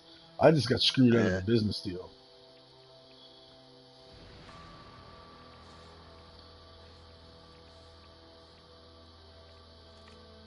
You really think you could get away? Did you? Take it easy. You got me. Why'd you do it? Leo, take it easy. Shut up! I trusted you, you piece of shit. Why the hell did you do it? Okay, look. Guess the coke wore off. I still got it. That's what you're here for, right? Well done, It's Jigs. a diamond. It's all yours. It's in the safe. Over there. You Didn't he have an accent like a minute ago? Move it. Alright. I don't know, right? He was like yelling No, like, that was me. That was me. "You coming to my house?" He's gonna have a gun in there.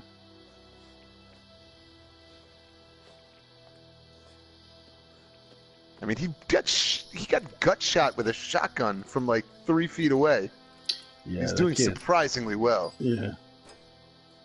Uh-oh. That's a detonator or some shit. Here. No, there's a gun. Why wouldn't you immediately be like, now that you opened it, hit him and fucking take the gun? I mean, take the shit. Oh shit! fucking gun down. Alright, you have to move. Tell me which way I should be moving. Move to the. Keep going to the left, the right on the screen. Go. There you go. There you go. Nice. Throat Throat shot. shot. Yeah, that was unnecessary. The man was shot in the neck. Nice. Shoot him. I was letting you do the honors because he killed your brother. Dude, look at his I didn't know it would face. take all those shots. Oh, he did fall in the pool, just like you called it. Straight up. Where's the world is yours?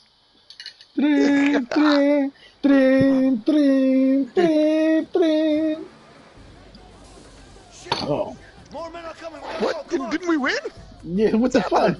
Hey, your boss is dead. Didn't you get the memo? You're all fired. You've been laid off. Leo, get on the bike. Get on the bike. I forgot how to drive. Oh, shit. Oh shit. They're pissed. You cost us money, yes, sir. Oh shit. Here we go. All right. Oh, I just saw Jig Did said we do that. some- His coke wore off. Yeah. I thought that So was- didn't we? Didn't we do a thing where like one of us was driving and the other one was shooting out the back. from yeah. the back? Yeah, that was cool. Oh, shit. Let's keep going. Oh god. Find Emily. Should be this way. Focus on We gotta find Emily. They're shooting at us.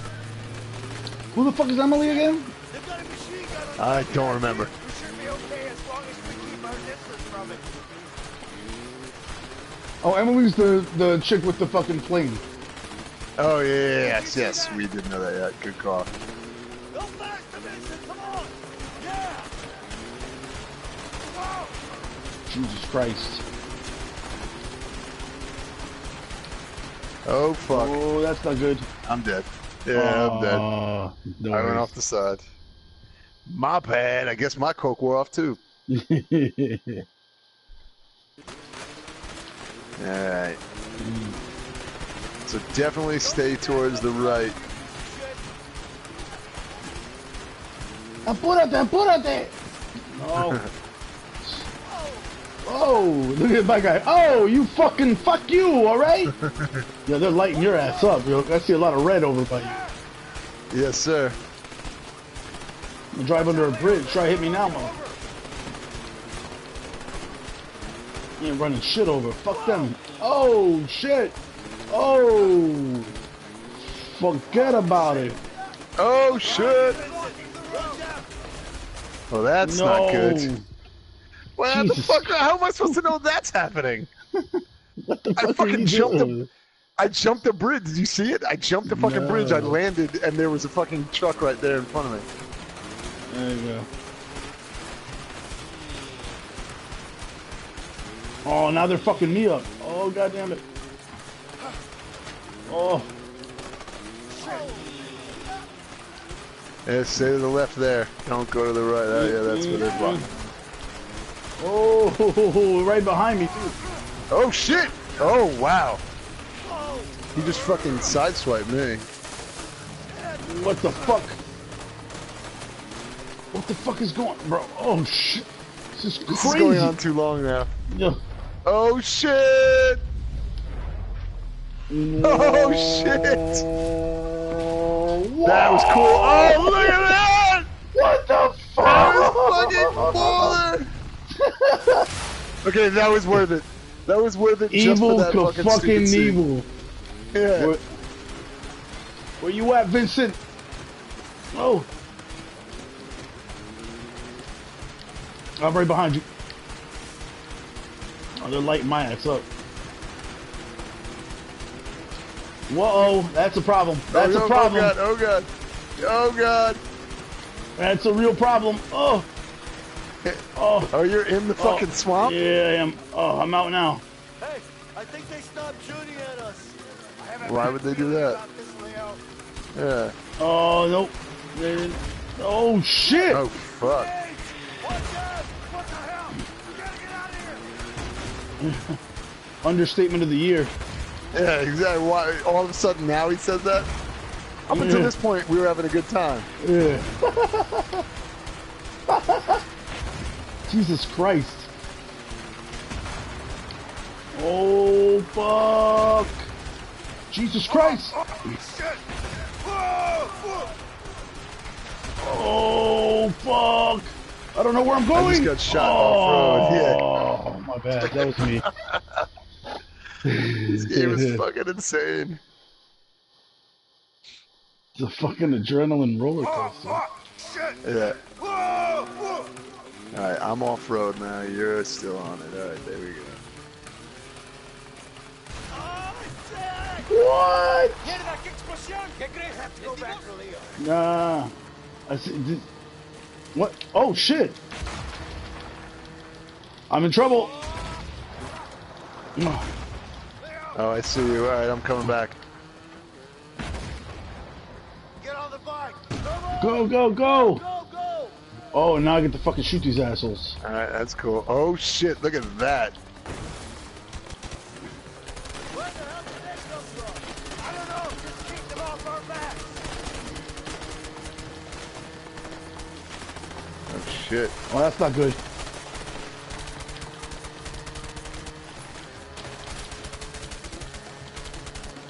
God damn, they're making me make like 180-degree turns. Mm-hmm. Hey, another one. There's the plane. Leo, destroy the goddamn There's the car. plane. Yeah, that's what I'm talking about. Nice. Get me close to the plane. I'll jump in. Close to the what? Closer to the Oh, to plane. the plane, to the plane. Yeah, but they Come wouldn't let me. on. Yeah, let's see.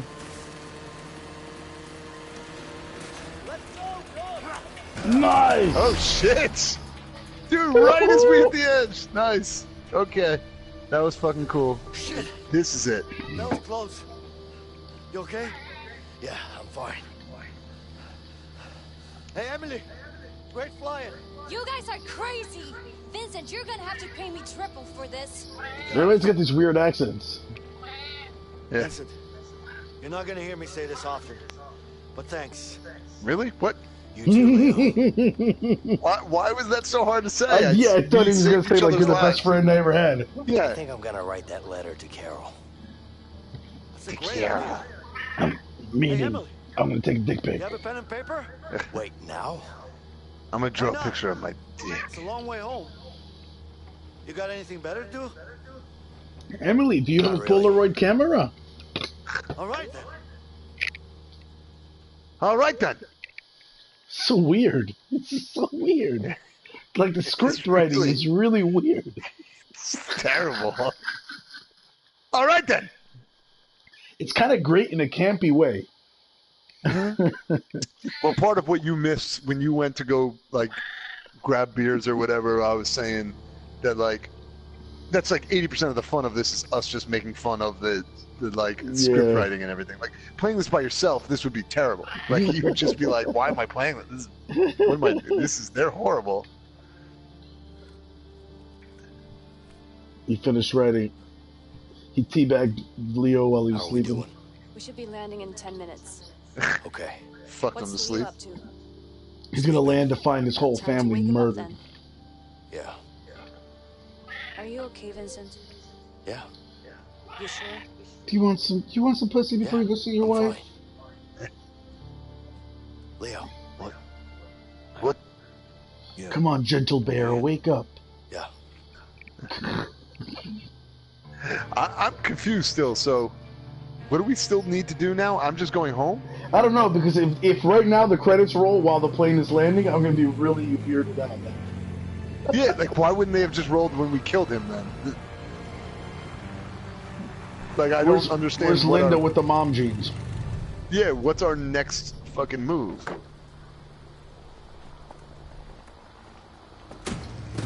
Oh, Okay, shit. I guess this is our next move. La policía! Okay, well done. That I did not expect. Linda, you bitch! You No, fuck. or no.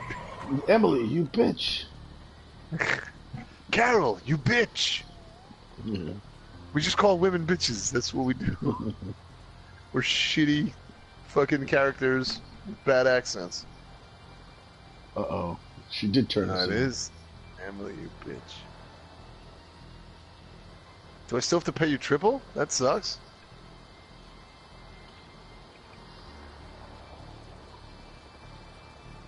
Everybody stand down. It's the CIA? Thank you for doing what we wanted you to do.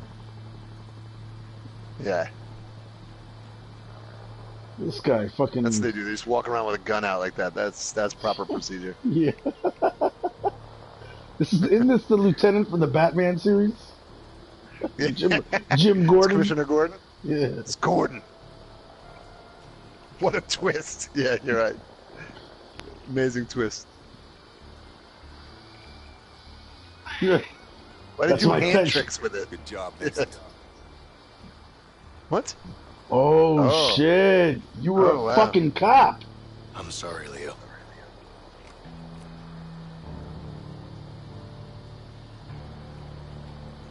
You Wow. fucking pig. What a dick. Okay, that's a better twist.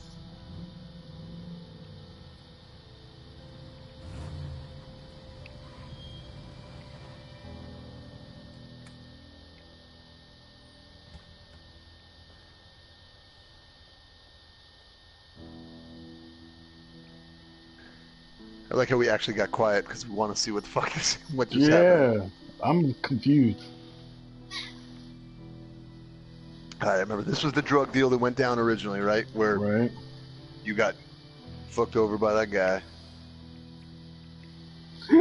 Jig said he called his friend an asshole at this point. Yeah. CraigMakk, you son of a bitch. You son of a bitch! Like, yeah, like I hit the betray your friend button, betray your life partner. Tap D to fuck over your life partner forever. That would be awesome if that was a real button. Flash up only on your screen. Count it. Yeah, you're a pig. You're a pig, CraigMakk. No wonder you wanted to keep being Vincent. Trust me. Yeah. I'm not trusting nobody, my friend. Look, no, Man, that's I good. killed a lot of people for a cop. Cool guy. Yeah, you did. Yeah, I'm sure you are. Here you go. What do you think?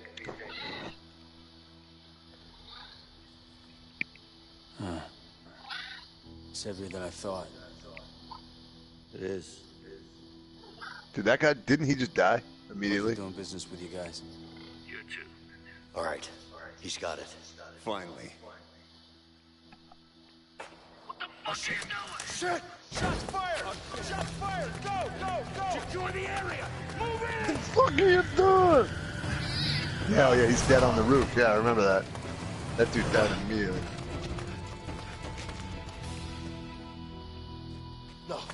No! Yeah. Gary! Officer down! Somebody get Oh, him! that Get sucks. ambulance! Gary! I mean, he's shot in the head. Please! I'm pretty Do sure you think he's that not was his staying. brother? Is Please! Somebody call an ambulance now! What'd you say? you think that really was his brother? Yeah. You're in big trouble, you understand?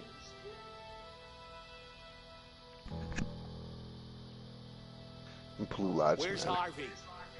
Where's the Black Orlov? What are you, deaf? Well, you think you're funny, don't you? Is Harvey the bad guy? Yeah. What, you think you can just go and sell it on a street corner? What are you, stupid? What are you, stupid? You that stupid?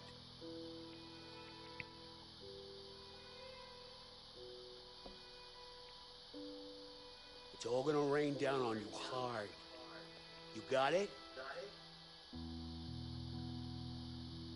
You're gonna have to talk at some point. He's not gonna say a word. Yeah, I know. There's only one option now. I'll get someone on it. It's gotta be me. James, if you want Harvey and the Black Orlov, this is the only way. Just put me in a cell next to him. You're too close to this, Vincent. You better sit this one out. Gary was my brother. It was My his flesh brother. and blood. And he's dead because of me. I put him in that situation. I need to do this, and you know it. Just make it happen, James. It is James. You're under arrest, Leo. Yeah, it is James. It's And over. it's James Gordon.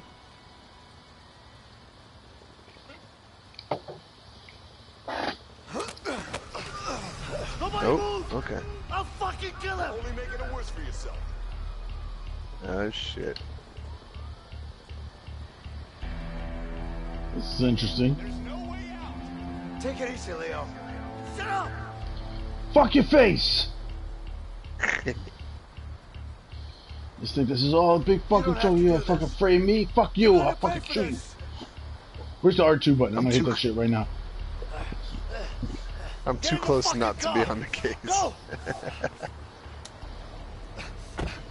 I have to do this. I made my brother wear that shitty outfit. I made him look like he was a 70s porno I'm guy. trusting you, Vincent. Leo, you need to calm down. Calm down! Are you serious? You need to calm down. Look, I know you're angry. Angry? You haven't seen me angry yet, you backstabbing pig! Please, just calm down. Shut up! Just shut the I introduced fuck you up. to my wife. She was wearing jeans. She was wearing mom jeans. Leo, please. This is insane. I understand you're I'm angry, gonna kill us but both. you got to realize that it's over, okay? Thelma and Louise. Shut up, Vincent. Thelma You and have nothing Louise. to say to me. You're nothing to me. You should probably drive by I'm better. really sorry for everything. Please stop the car. Sorry? You're sorry, huh? I can't believe it, you fucking rat.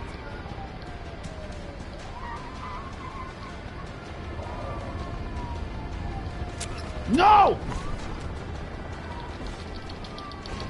all comes down to this, CraigMakk. It took it away from us. All those those- fucks. Oh shit. All those thumb wrestling matches.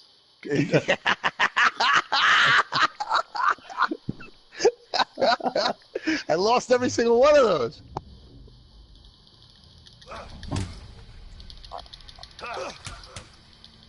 This is not the best way to bust out of a car. No, yeah, not at all. Just to wait till We it would have fills just up. shattered our elbows, but that's Yeah. okay. Look at me, Mom, swimming. I'm a mermaid. What? You just jumped right into the boat? Hell yeah, I knew where to go. Come on! Look, you collie chunk! I can't let you get away! Fuck You're a you! dead man, Vincent! What the fuck? My guy's just getting fucking just Benny Hilled right now. Is it Emily again? You Fucking- fucking bitch. Yeah. Your durability. Aim for the engine. We need him I alive. will. You'll never take me alive, copper!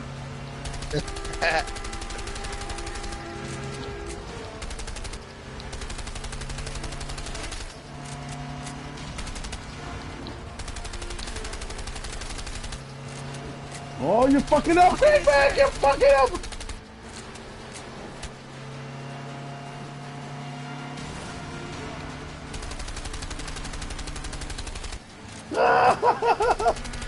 Get off of me! Ah!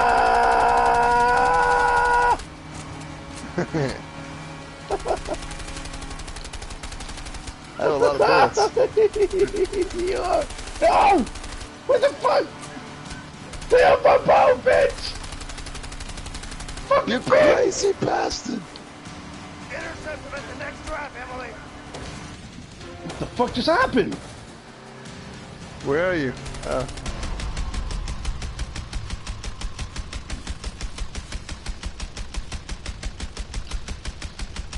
Fuck you, Vincent!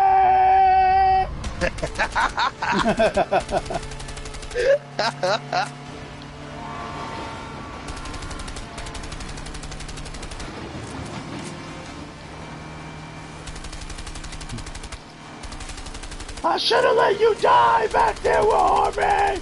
You asshole! Gotcha. Too late. Oh shit. Fuck you. Boom! Oh damn. Nice. Okay. He's dead.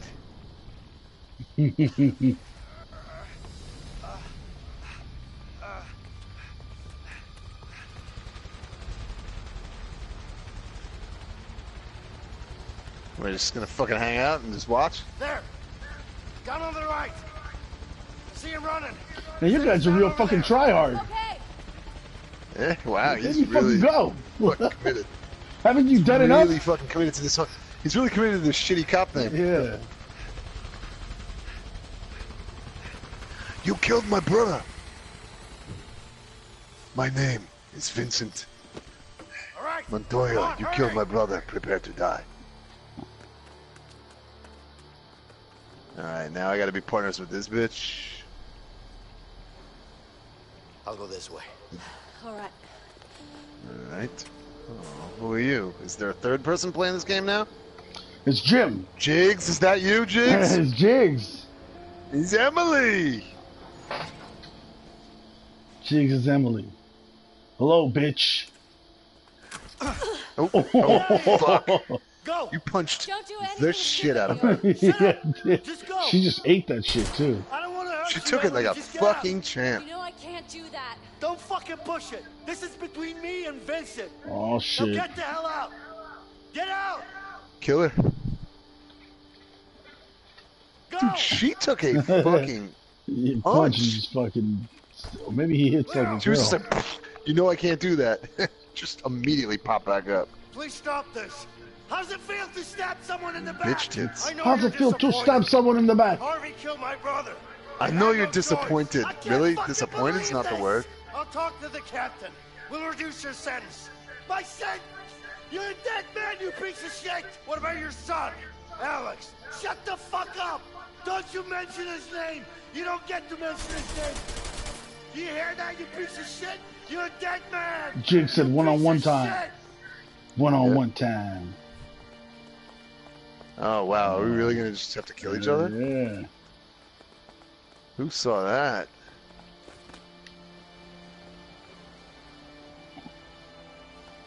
Stop screen watching, Craig. Gotta find him. Can't let him get away. I wonder where that pig is hiding. I see you, Vision! There you you can't go, you hide from fuck. me!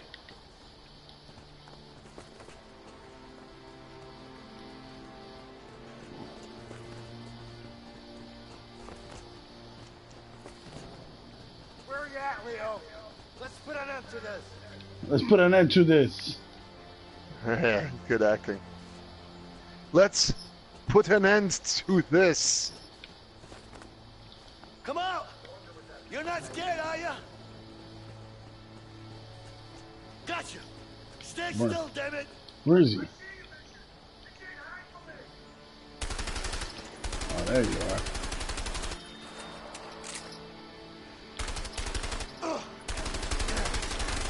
Had enough? I got plenty more bullets!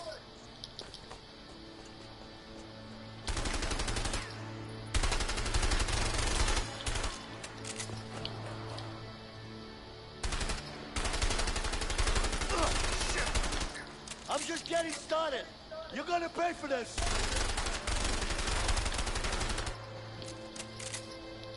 What? How do you have more health than me? I hit you. I hit you too.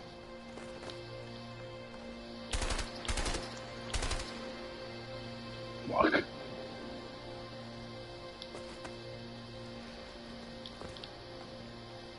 Fuck did you go?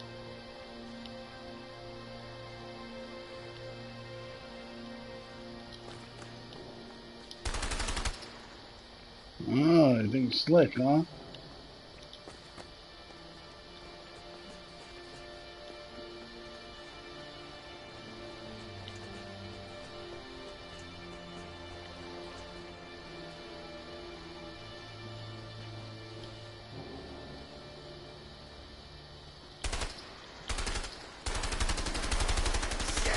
Leo, if I have to, I will take you down.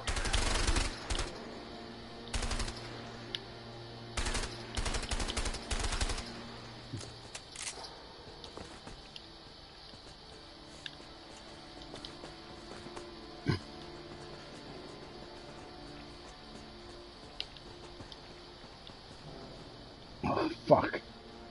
There's just like, I can't run up on you either. There's no like real thing. No, I for think me. we're like literally split apart on Oh, purpose. god damn it!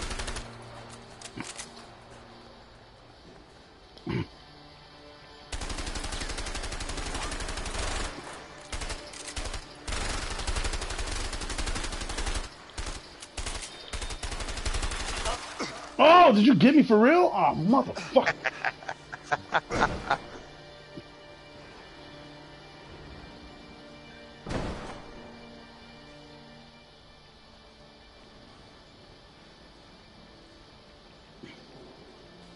What's happening? Oh, now we're gonna be across from each other again. Okay. I'm just getting started. You're gonna pay for this.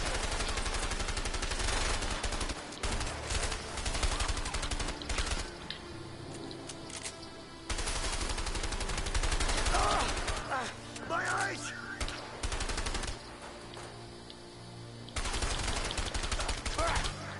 How do you feel now, huh? What the fuck?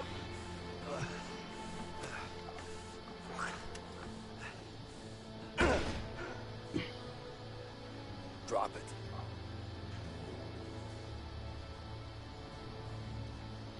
You cock-sucking pig.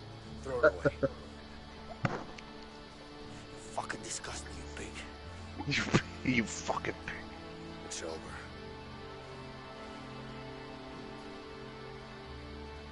Get up.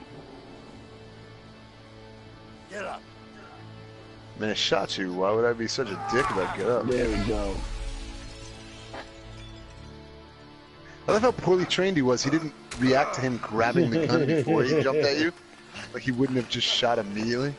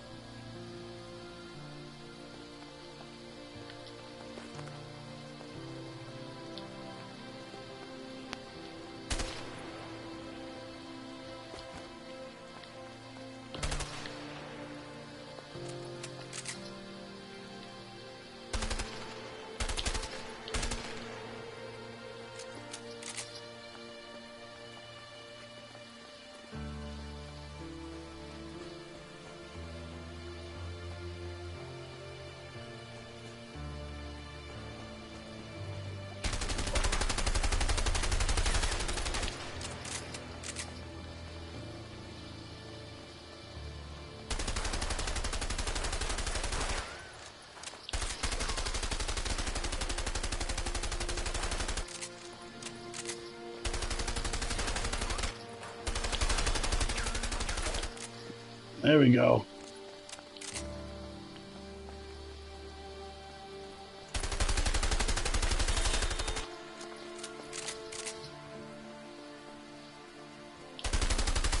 He's just sitting there waiting for me.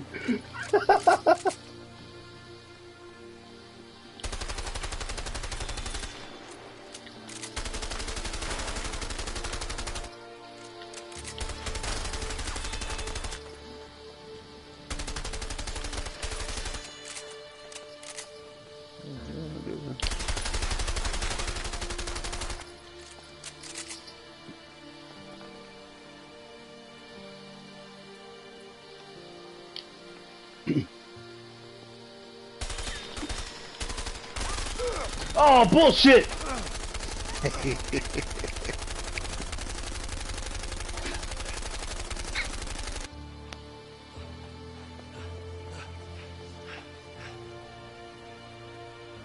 Oh, Jesus.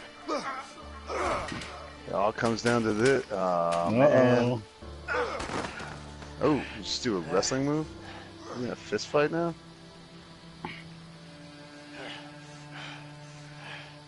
Come on!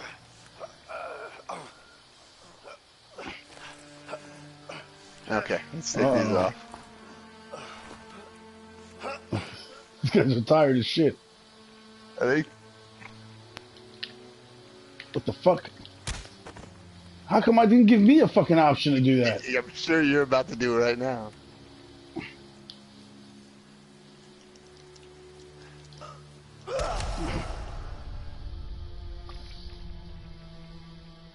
I even told you to write your wife a letter. A dick pic! You fucking asshole!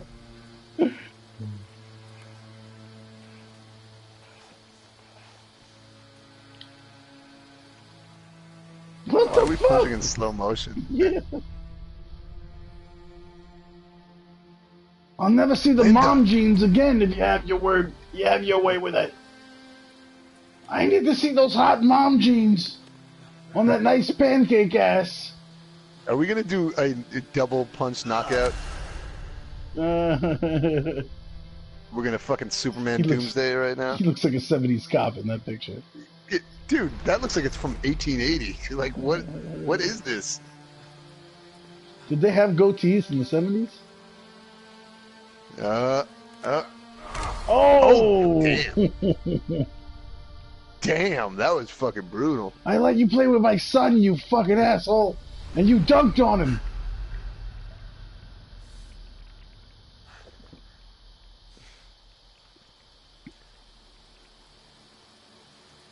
I let you bang my wife. No, you didn't. I would have, though, you fucking asshole. Oh, boy, here we go. This guy's got the worst nose. Everything about him is just, his face is dumb. Oh, here we go again, CraigMakk. Oh, you're fucking destroying me. I want that gun, CraigMakk.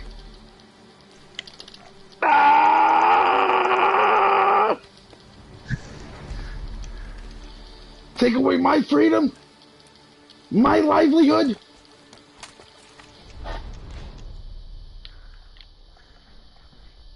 Oh.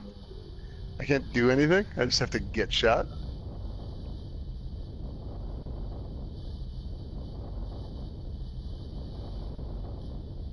I can't do it.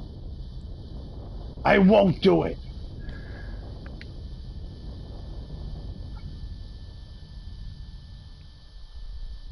You motherfucker. What, it's making me do it? I guess they're forcing you to. Oh, well. I tried. You gotta go.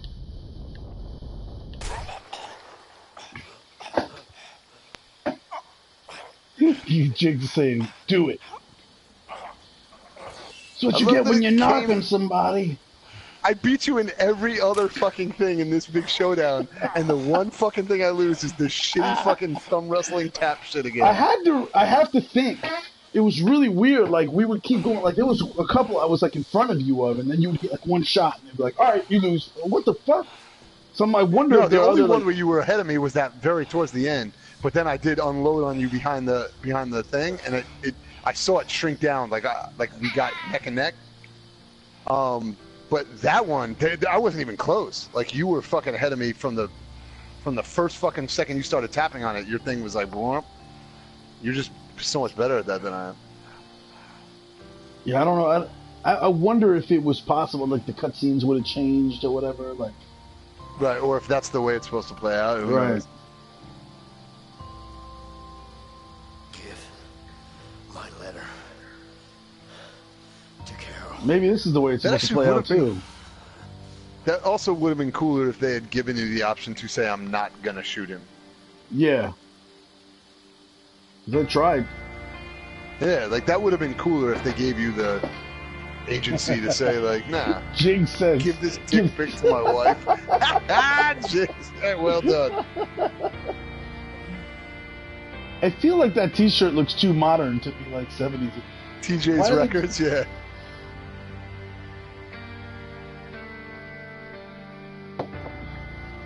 Also, you know what was weird about, like, that last fucking, like, the tap thing? You were fucking lapping me in the beginning.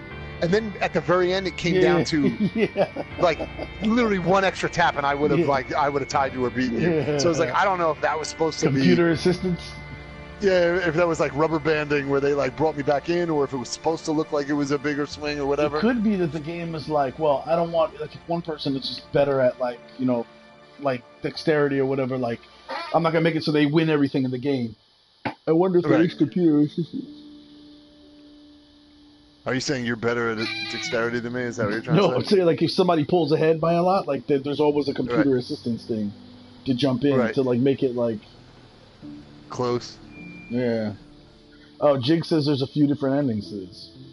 Oh, look at this guy. He's got a full beard now.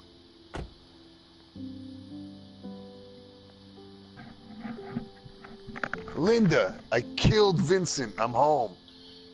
No. He's going to his wife. Listen, I killed your husband, but he gave me this dick pic before I killed him. Also, I replaced his dick pic with my dick pic. Anyway, if you see something you like, if you see something you like here, I know it's probably been a while since you had some dick. Maybe, you know. Mostly because I killed your husband and all, but, you know, I'm just saying, still penis in this picture right here.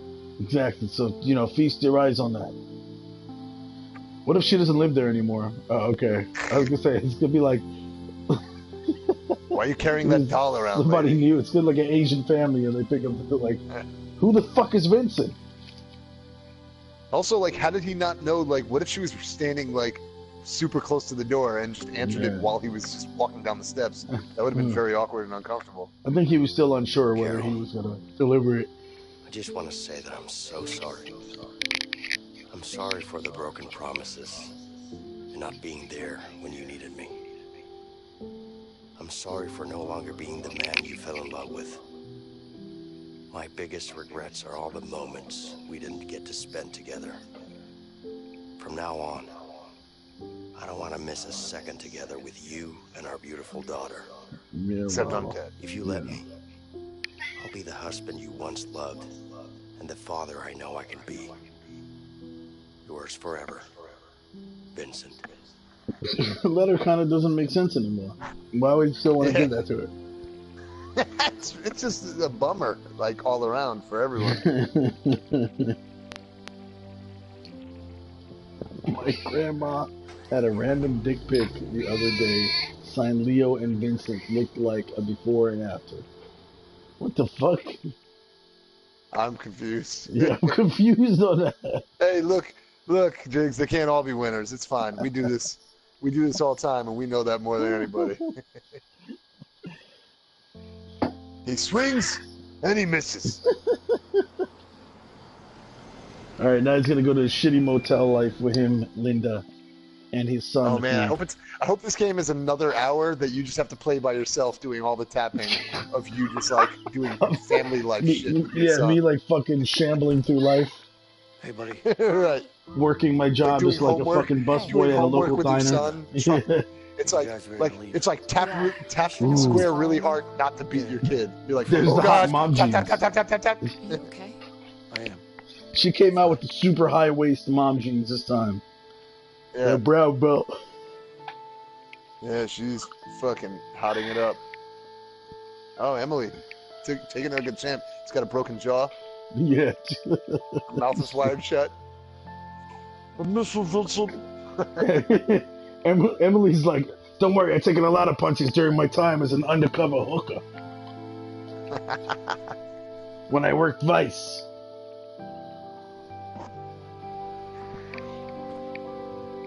No one will know it's me with this awesome beard. Oh. Jig said, that I baby said alive? if she moved. What? Is that baby alive? That baby does not look alive. That baby does not move. That's, wow, it's even worse. She smothered it while at the funeral. I miss you so much, Vincent. You just smothered the child. That was really dark. Yeah, Really dark. That's really dark. And more just that it looks like it's a doll. Yeah. Than a Yeah, it dead does look baby. like I it's a guess doll. a dead baby is a bit. Yeah. He's a Pretty bit over the top. harsh. Comfort her, James Gordon. Comfort her. They didn't even try to hide that he's supposed to be like James Gordon. Right. So the moral of the story I'm getting here is if you're a criminal, crime pays. If you're a cop, you get a widow and a dead baby.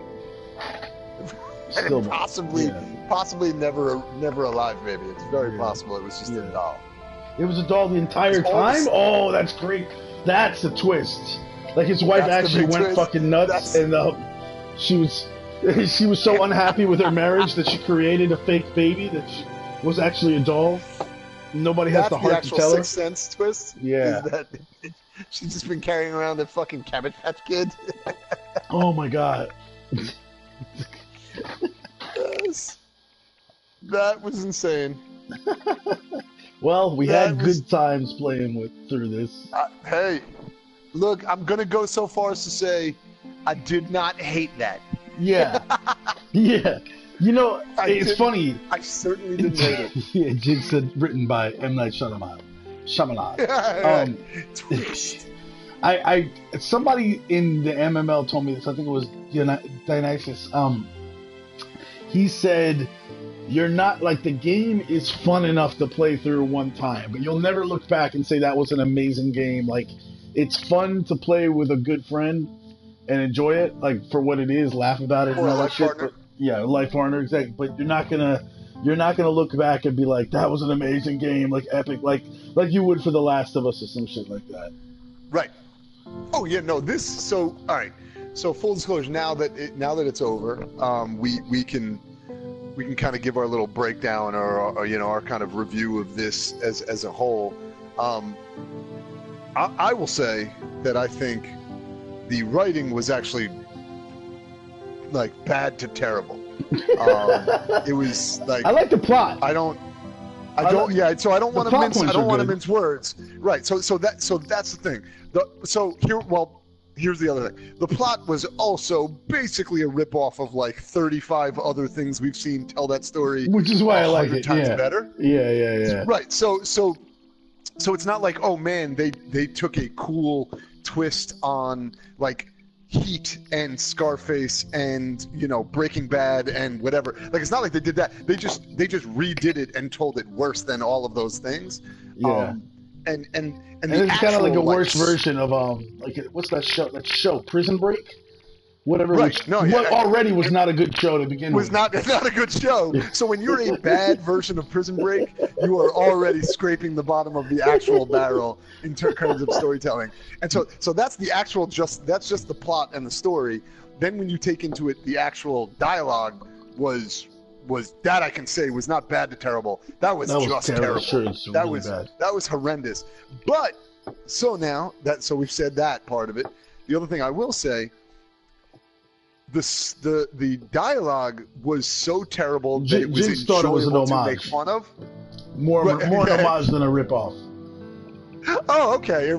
Yes, I guess if we're being very lenient about the definition of homage, then yes, it was an homage. But like, so clearly, first of all, this definitely seemed like I would have to go, and I think I'm not sure, but I remember seeing that like it's like a Polish company or like a European company basically. So I think this feels like a company outside of America's perception of what like this type of American crime drama is like, and writing the dialogue too.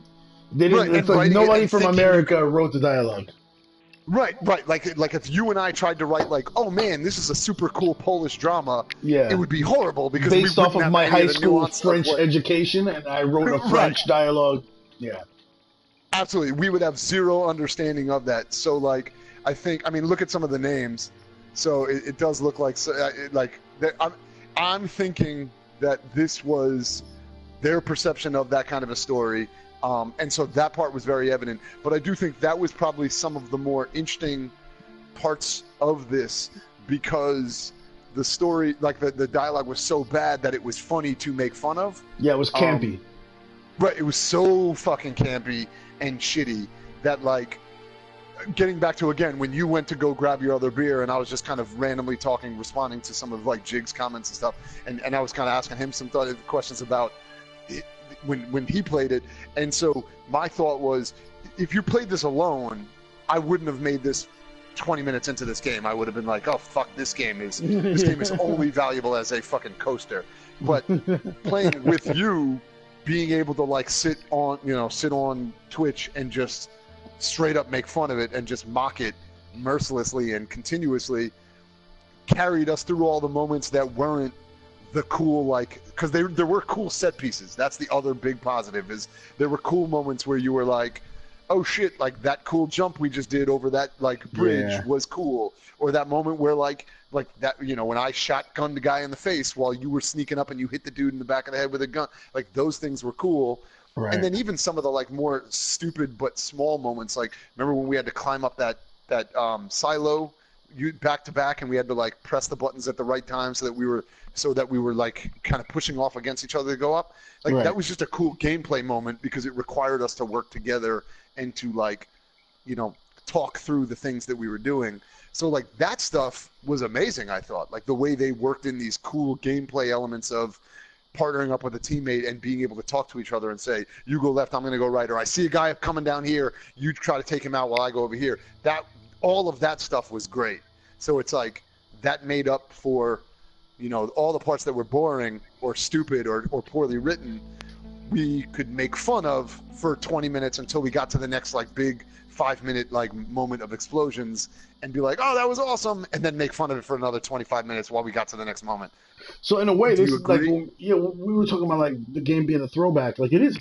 Remember, like there was a point, like there has been a recent, like somewhere along the line recently in the last 10 years, video games have gained so much of a following. I guess maybe like our generation growing up, and now like encompassing the older end of it, and then this newer generation coming in, and like people have taken it seriously, right? Like we've got games now with real world actors, like that you would recognize from movies, coming in and being stars of video games. And like the writing for so many video games has been great. This is kind of like a throwback to when somebody said, I'm just going to make a game that's really fun to play, and I'm not going to think about the plot too much. Oh, the plot is there's a bad guy, go get the bad guy. And what I'm going to concentrate on is like the fun part of it. So these writers were obviously like, you know what? I'm gonna take all these fucking played out cliche tropes from all these movies, and like Dick said, you call it an homage because they're clearly not trying to hide the fact, like the way that dude died in the pool and shit like that. That's not like they're not trying to rip it off. That was they're the most obvious. That was actually, I would say, obvious. that whole sequence actually was probably the most egregious version of rip-off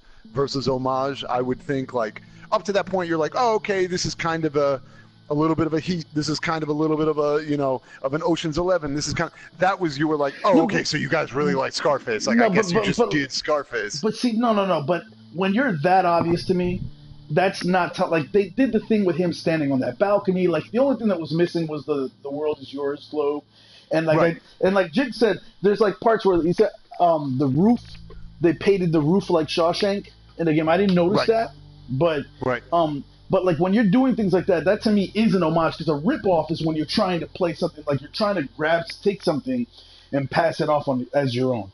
Like you stole an idea as original, right? Yeah, or you do an old concept, you redo it, and you don't like immediately give. But when you do what they did here, I would say it's an obvious homage in that they didn't try to hide. Like they were like, this is obviously Scarface. I don't give a fuck if you know it. Right. You know what I mean? In fact, you'll look at it and be like, oh, cool, I get to replay the Scarface scene in a weird. Right. So way. the one thing I would say, the only difference I would say, again, part of this is probably just like splitting hairs, but when you're getting into homage versus ripoff, like, and to Jig's point, because again, I didn't even think of that, like having the roof, painting the roof to look similar to like Shawshank Prison and all that. That is homage, right? Because you're saying, hey, here's a thing you remember. Obviously, our story has some story beats to it, but we're giving an homage to like Shawshank Prison by having elements of it be in our story, while we're trying to tell our own kind of version of it. Whereas if you just straight up say, we're just gonna do the fucking like the moment scene of the shootout in the famous movie Scarface, you are just ripping. You're not because an homage implies an homage implies you're paying homage to the original thing while also not just duplicating it, because at that point you're just making a bad remake of it. And so you know what I mean? So that was the part where I actually felt like, okay, you've gone a little bit beyond the pale in terms of saying, yeah, we like these old crime movies, and now you're just saying, we just ran out of ideas on how to have a big shootout with a bad guy, so we're just going to redo the movie. I'm just going to take shit from a good movie, Scarface, and do it poorly. That is a little bit more like it's just lazy storytelling. Was still good. That was the cool thing. Like the gameplay, and every time I've seen the Scarface redo done, you're on the side of Tony Montana, where you're taking on a bunch of invaders. And so this one, you were the invaders trying to come in on the guy with the fucking grenade launcher and take out Tony. Right? Yes. Right. Yes. So I don't know. I didn't mind it because by that point I had already decided I was unimpressed with the screenwriting and unimpressed. Absolutely. Like, the point of this game wasn't to be like, wow, this is an amazing story. It was to be like, yo, this is some fun shit you're going to do with your boy, and you're probably going to laugh a lot along the way at how ridiculous this is. I don't know if they set out to make the script that ridiculous. They probably, I get the feeling they didn't.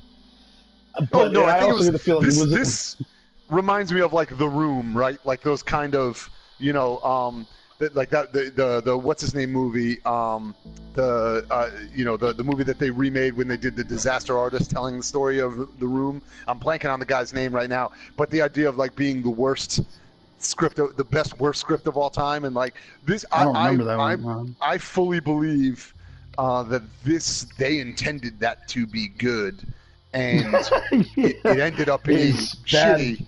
But it's so good. It's so bad that it actually but it turned that corner, right, where it was so bad that it was like funny to make fun of, and then therefore became fun.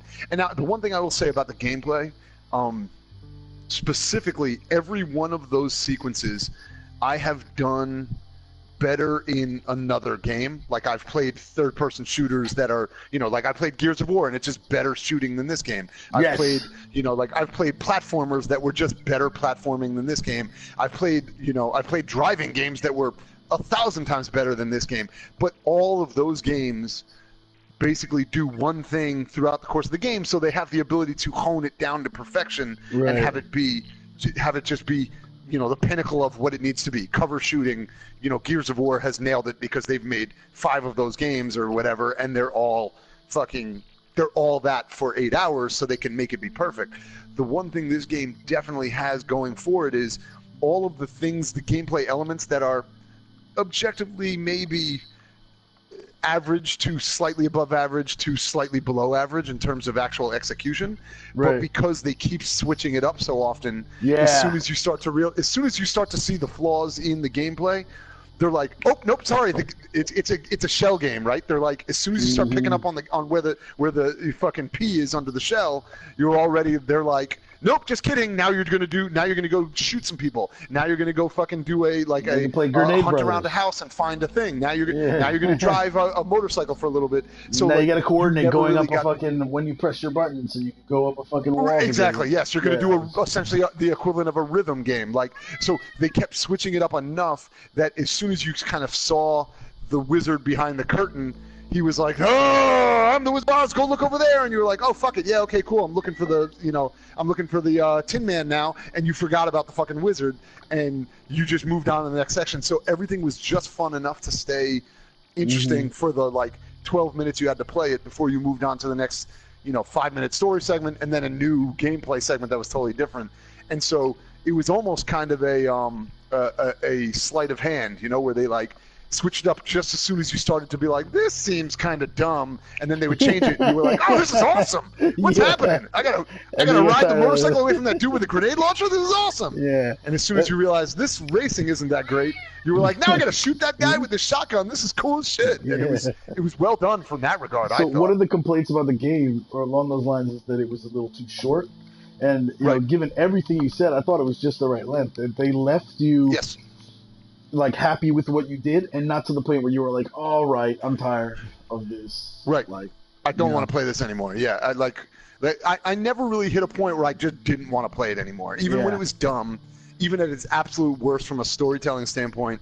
We did have a couple segments where really, I would say there were 2 separate times where we either died because we didn't know where we needed to go, and it would be somebody's chasing us, and we died 2 or 3 times, and it got close to approaching those points, and not even including just this happened when we were on the bikes here, but it happened in a couple of other segments we played it, and it crept up to the point where I would start to feel like, okay, I want this to be over.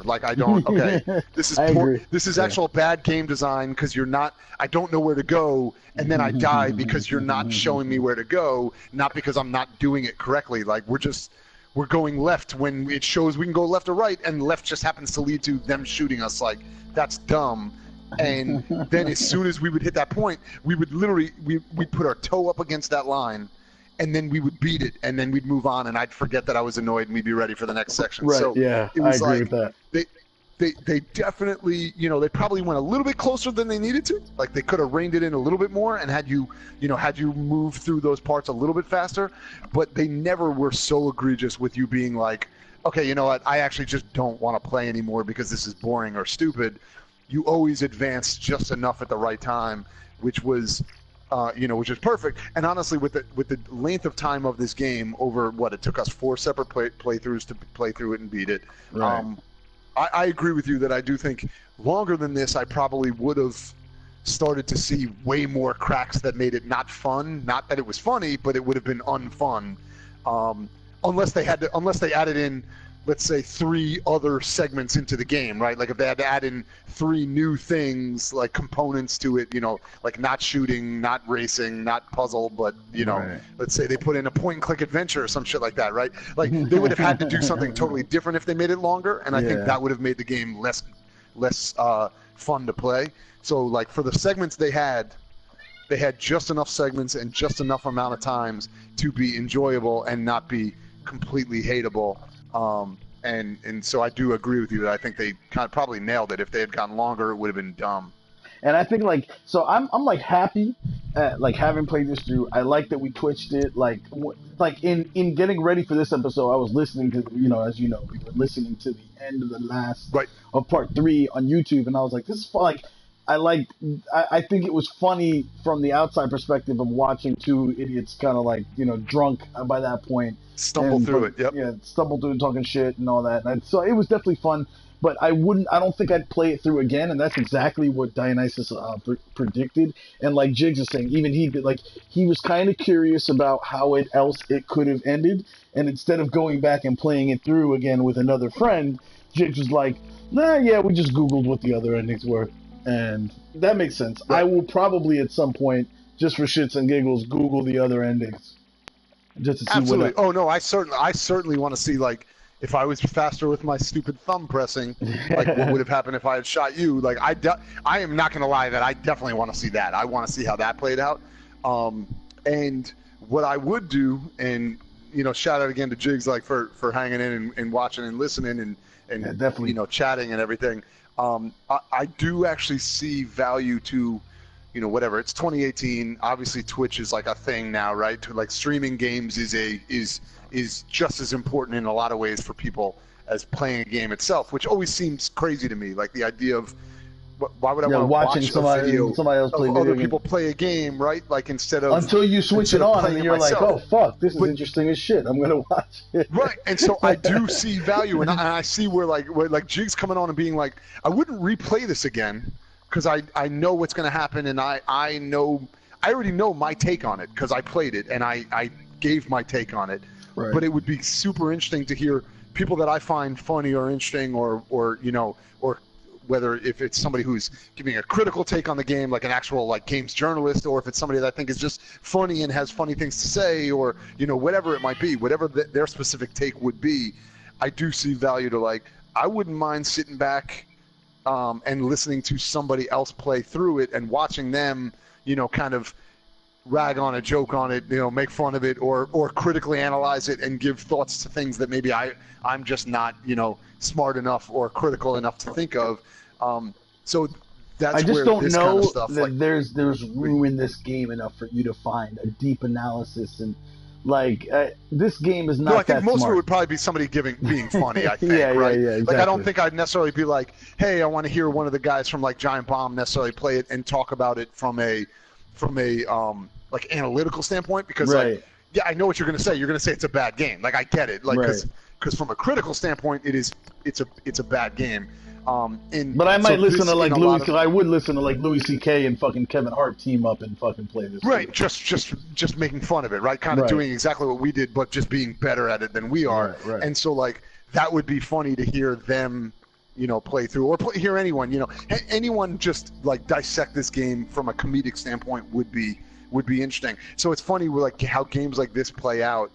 And to your point, to use an example you gave before, just like I probably wouldn't play through, what's it called, The Last of Us again, because I experienced that, and that was a very impactful gameplay, experience for me, like playing that, especially having kids and like, seeing that kind of all play out and whatever.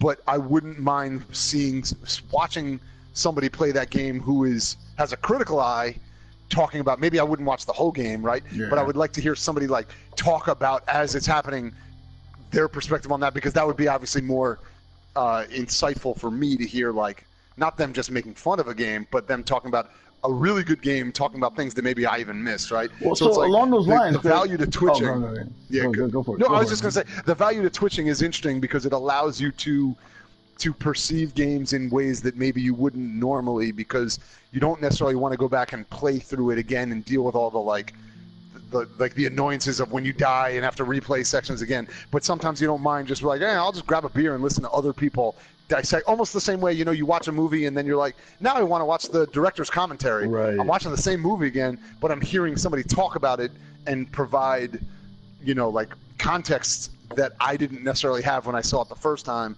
That's kind of basically what we did, right? We almost did like our director's commentary version of this game, right. Not being the directors, but just like our version of the game while we talk about it over the top, and you get to kind of hear like, oh, that's a good point. I didn't even think about it that way.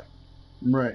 And Jiggs reinforces. He thinks this, despite the fact that it's not necessarily a game. He said, well, as bad as the game was, it was fun to play. So he thinks it's kind of an unexplored niche. Or niche, or whoever makes more games like this will make money. I agree. I think that's coming out. So in Absolutely. opposite to this game, though, I do want to segue with what I did want to end this on is kind of throw out there and see how you feel about this. I think you already told me how you feel about it. And you're on board. But the next game that we would like to feature Twitch-wise is going to be Detroit Become Human. And I played through it. You have not, right? I have not. Yes. You don't know much about the game, right? You haven't watched a lot of like previews of it or anything, have you? I mean, the only thing I know nothing in terms of other than it's David Cage, so I know kind of what to expect on that side of things, and I know obviously that it is about. You said David Cage. Who's David Cage for those who don't know who he is? So the guy who made like Heavy Rain and Beyond Two Souls, which are amazing, like writing. Right, the original, going all the way back to like Fahrenheit or Indigo Prophecy. So he does a lot of the. It's all storytelling heavy, games. Sometimes people go back and forth on some of the writing in that too, and his French take on like American characters or whatever. But a large part of his have to do with playing out interactions between characters, right? It's not always really gameplay heavy as much as it is just like making decisions and having those decisions play out. He does a lot of things that are pretty big into I have multiple characters and like multiple characters could die or survive and the story will continue. You don't get like a game over. You get okay, this character's not in it anymore. So he does things like that. He takes a lot of chances in that regard. He's obviously takes a lot of chances on like the stories that he's telling in terms of there's debates on either side whether he's heavy-handed or he is poignant and whatever, but it's like he does try to talk about topics that are not normally touched on in video games, whether it's relationships or women's rights or like growing up as a child, and like he tries to touch on interactions between husband and wife, and so a lot deeper than the topics that are done in this game, that are normally done in video games, right? And then he also does, which I have no idea if they do that in this game. Kind of is, yeah. Right, yeah, and I don't know anything about this one, but I know he's done games in the past where it's like he does a lot of manual. Oh no, I meant deeper topics than A Way Out is what I meant. Not Detroit. Yes, because yeah. In opposite to like Detroit, so this is kind of what I was getting to. Is Detroit, it has a lot of very deep themes in it. So like the decisions that you make in that game are like, I found myself like really digging deep, like instead of just selecting, let me see what this does, like I found myself having like really philosophical conversations with myself, in the short span of time that you get to make choices about, like, oh fuck, what do I do here? Do I want like, and then like, and because you're playing different characters, I almost try to make like a story where I'll be like, well, this character thinks this way, or this character thinks this way, and I found myself trying to like do choices that are, in line with what this character would do. Like an RPG, right? Right, but also like you're a lot of the role, and yet the choices he forces on you in that game, like put you in a position where you're like, well, I have my idea of this character, but fuck, even knowing in my head that this is the kind of person that character is, the choice he's now forced on me is one that is tough even for that character. So then you have to select, you have to make a hard decision, even based on what you think that this guy would do. You know what I mean? Lesser of two evils, right? Yeah. So when I go back, when I finish Detroit, I don't want to go back ever and play it myself again, right? Because I kind of like that I made my choices and they are what they are, and I told my story, right? But I'm 100% interested in watching somebody else who I think will give it will give those choices the same consideration of deepness and stuff. Go back, play it, see what they choose for their characters, how they choose to play a character, how they make decisions, and then at the end of each chapter, ask them, why did you do this? Why did you pick this? How did you feel? You know, and that's why when we go through Detroit is told in like there's chapters. So at the end of every chapter, I'd like to do like when we do our Twitch session, I want to do like, chapter 1, and then we stop. And at the so you play through just chapter 1 and just talk about exactly. And I'll be able to like ask you stuff knowing kind of, with the omniscient viewpoint of I've seen this all the way to the end. so I know kind of what to ask you, or You're the all-knowing narrator, right? Who knows where the story's going, right? But you can ask me as the unknowing. Why'd you make that decision? I know the way you did. You just fucked yourself, but you don't know that yet. So I just want to see what you're thinking about. Why you made those decisions. I think that so. Part of this, and this ties back, I guess, to close the loop back to another conversation we had earlier, which right now we're essentially just full on, video game mode right now. But like the idea of what happened just about a week ago, and I've alluded to already, I'm incredibly upset about Telltale shutting down. I know there were a lot of people that it felt like, Telltale was starting to become, it was becoming very much a rinse and repeat, just with a new IP, a new intellectual property. But to me, I always liked their take on, everything from Walking Dead to Batman to, the what's it called? Game of Thrones. Like they had done all these different types of things. Never played a Telltale game I didn't like. Okay, yeah, I agree. So across the board, every single time, I went from varying degrees of really liking it to loving it. So that's just me. Now, again, take that with a grain of salt, because there are people that maybe started to feel like, well, they eventually just became all trying to live up to the hype of Walking Dead, and that's cool if that's your thought. Like, you are totally entitled. I understand where you might think that. I'm just saying I just disagree. Respectfully, I disagree, but right on. I think what killed him wasn't even that. I think what killed him was the now that we've been talking about these other games like Detroit, Heavy Rain, like all those games that took that Telltale concept of like choosing, making a choice. There is no game over. Like whatever you do, you live with. If the character dies, the story goes on. But there are games like Detroit and like that do that. But the graphics are amazing. The graphics and the sound are amazing. Yes. And a lot of people didn't like the comic strip type of graphics that they were using. Right. Well, the fact that they also, they never advanced it or improved it, right? So they never moved with the times, which was, it worked well for a video game that was based on a comic book, right? But then over time, people started to feel like, okay, well, for other things, like it doesn't make sense for Game of Thrones for it to also look like a comic book, so people, there was kind of a dichotomy or a split there, right? But the one thing I will say, which what they did so well. And one of the things that is ingrained in me is I have a version of every one of those stories that is uniquely in my head mine, right? It's the story I played through. If I fucked up, if I made a decision and somebody died, or I chose the wrong person, or I made a decision, there's decisions where it's like, save this person or this person. You just have to make a decision. You have a time limit. You have to make a decision. You have to move forward. And sometimes you don't find out for 3 episodes that decision, what the downstream effect was going to be. Right. But the point was, you lived with that. And so the beauty of that to me is, and again, relating it back to playing Detroit, like the beauty of that is that's my story, and I'm never going to replay it to see it differently, because it's kind of it's my movie, it's my story. It's like, that's how Clementine ended up, because that's the way I played it, right? Or that's how Batman or the Joker ended up being who the Batman and the Joker are in my game, because that's the choices I made. But what I do really enjoy doing is getting friends of mine to play them and be able to sit there and kind of watch with them, because for the exact same reason that I want to see the decisions you make, and then being the all-knowing kind of, I know how this is going to play out.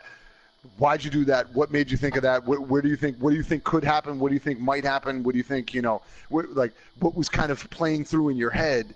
And so, honestly, that is actually why, and this again gets back to some of the real, the shit of Telltale going out of business. When Telltale created that crowd play concept, where you could play one of their games, you could post out, like on Twitter, a code, and it was essentially kind of almost like the Jackbox Party Pack stuff, where people could log into the Telltale room, put that code in, they would join your game. For Batman, so Batman did that. So they would allow 2 different ways to play it. You could play suggestion or control, and suggestion was, let's say I'm playing it, 10 people could jump into the room, and everyone could vote in every time there was a moment where I had to choose what I want to say or how I want to react or whatever, everyone in the room could give their vote, and it was almost like a ask the audience type thing, where it would pop up and say, okay, so 67% of the people said to do this, 5% of the people said to do this, and the remainder said to do this, and then I could kind of, I knew what everyone's vote was, and I could kind of still determine what I wanted to do, Right, but you can knowing still just be like, here's fuck what the, that. Sorry, guys. here's I'm what the vetoing audience that is shit. guessing, right? And then there was control, where all I was just straight up controlling get was the outvoted. actual physical stuff. Yeah. But the crowd was voting on every decision that needed to be done, and that concept of playing it like crowdsourcing these answers is great. super interesting to me, because it allows you to realize like where's the people listening, what is their mindset? Not just like, oh, what are they writing in my Twitch feed? Like, what's the shit they're writing? Oh, you fucked up, or all this or that. But like, let me put it back on you to make a decision, and then talk about it afterwards. Like, why'd you make that decision? So, again, this being like a kind of, for me, a little bit of a memorial, in memoriam to them being gone, and we're not going to see those games anymore.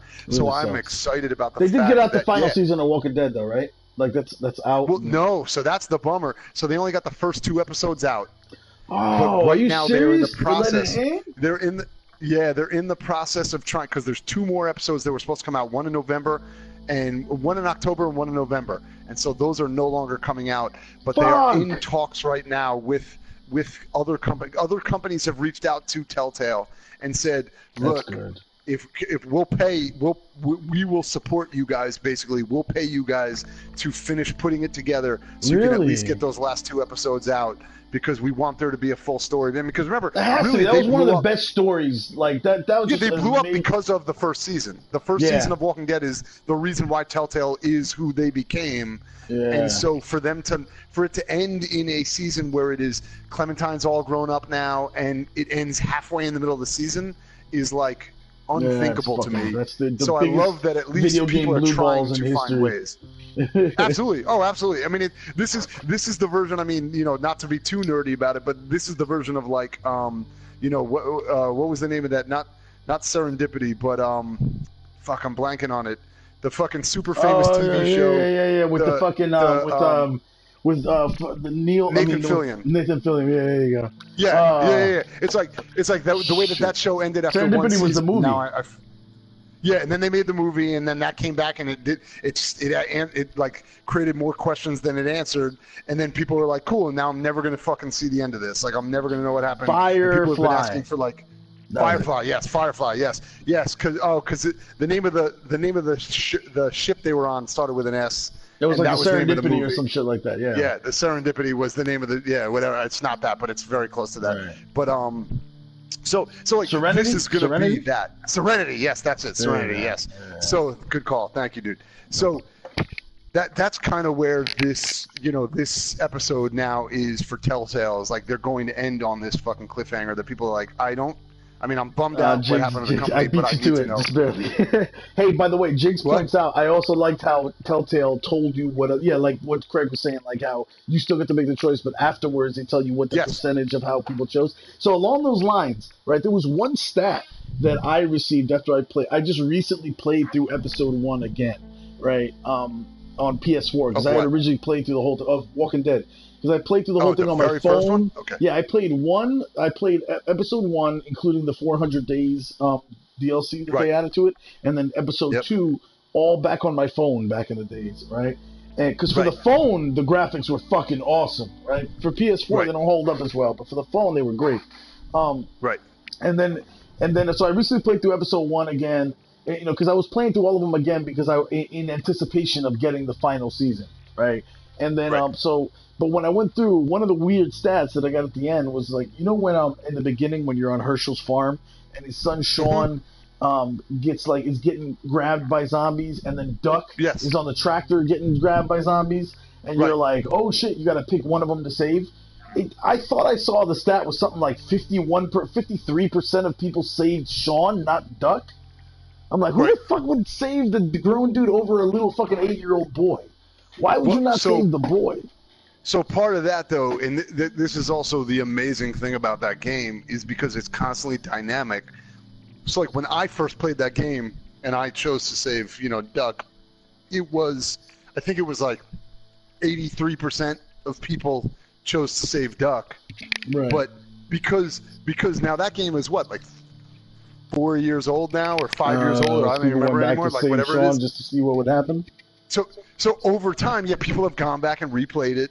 So that's always going to skew and change the numbers. So the numbers are so that's the fun thing is that I mean I'm not kidding when I tell you I've played those games and taken screenshots with my phone or on my PS4 of those numbers because I always know if I ever go back and play it again, I want to see what the difference is 3 years later. Like, what do people do differently? Like, what is the? Do you know what happens when you save Sean? I don't think he ever makes it out. No, right? I never did. I only saved Duck, so I don't know. Oh, okay. Because I kept thinking, like, Duck is such an integral part of the story later on. Like, right. I'm like, is there can you actually save fucking, like, Sean? Because I thought even in the real, like, series or whatever, Herschel's son is one of those people on the farm. Well, so, I mean, that part of that thing, right, is that, so that game is kind of, it's all very much it's a cycle, right, of where the storyline diverges. It's all going to eventually come back to a kind of common storyline. Right. But they do have tons of different divergent storylines of like if you save this person instead of this person, or if you give food to this guy instead of that guy, and whatever. Like so. Because originally I played through and Carly survived, and then she ended up leaving. She's just like some bullshit reason, like I need to leave, I need to go off on my own, and Lee was like, "Well, I respect so that." Like at some point they need to close the cycle, right, and say like, okay, so if this person needed to live or die, this person needed to live or die, but the thing might be that the reason they leave ends up impacting you differently than if you had killed the other person, right? Or so it's like so they do different things. Obviously they can't make it be it's not the butterfly effect, right? Where like decisions just become branched out where they have to account for 1,000 different endings, because that would just be gameplay wise, storyline wise, that'd be impossible. Until Dawn does the butterfly effect, and so does Detroit. There's a strong butterfly effect in Detroit, believe it or not. Right? No, true. So the difference there, too, again, remember, is you were talking about in the so I mean, people will say that like multiple episodes are essentially the same game, but they're really not. When you play the multiple episodes of a Telltale game, you can understand the difference between it being one 12-hour game and 4 3-hour games. Like the way they tell that story, the way they branch things out, it is so dynamic in terms of the number of branches that happen.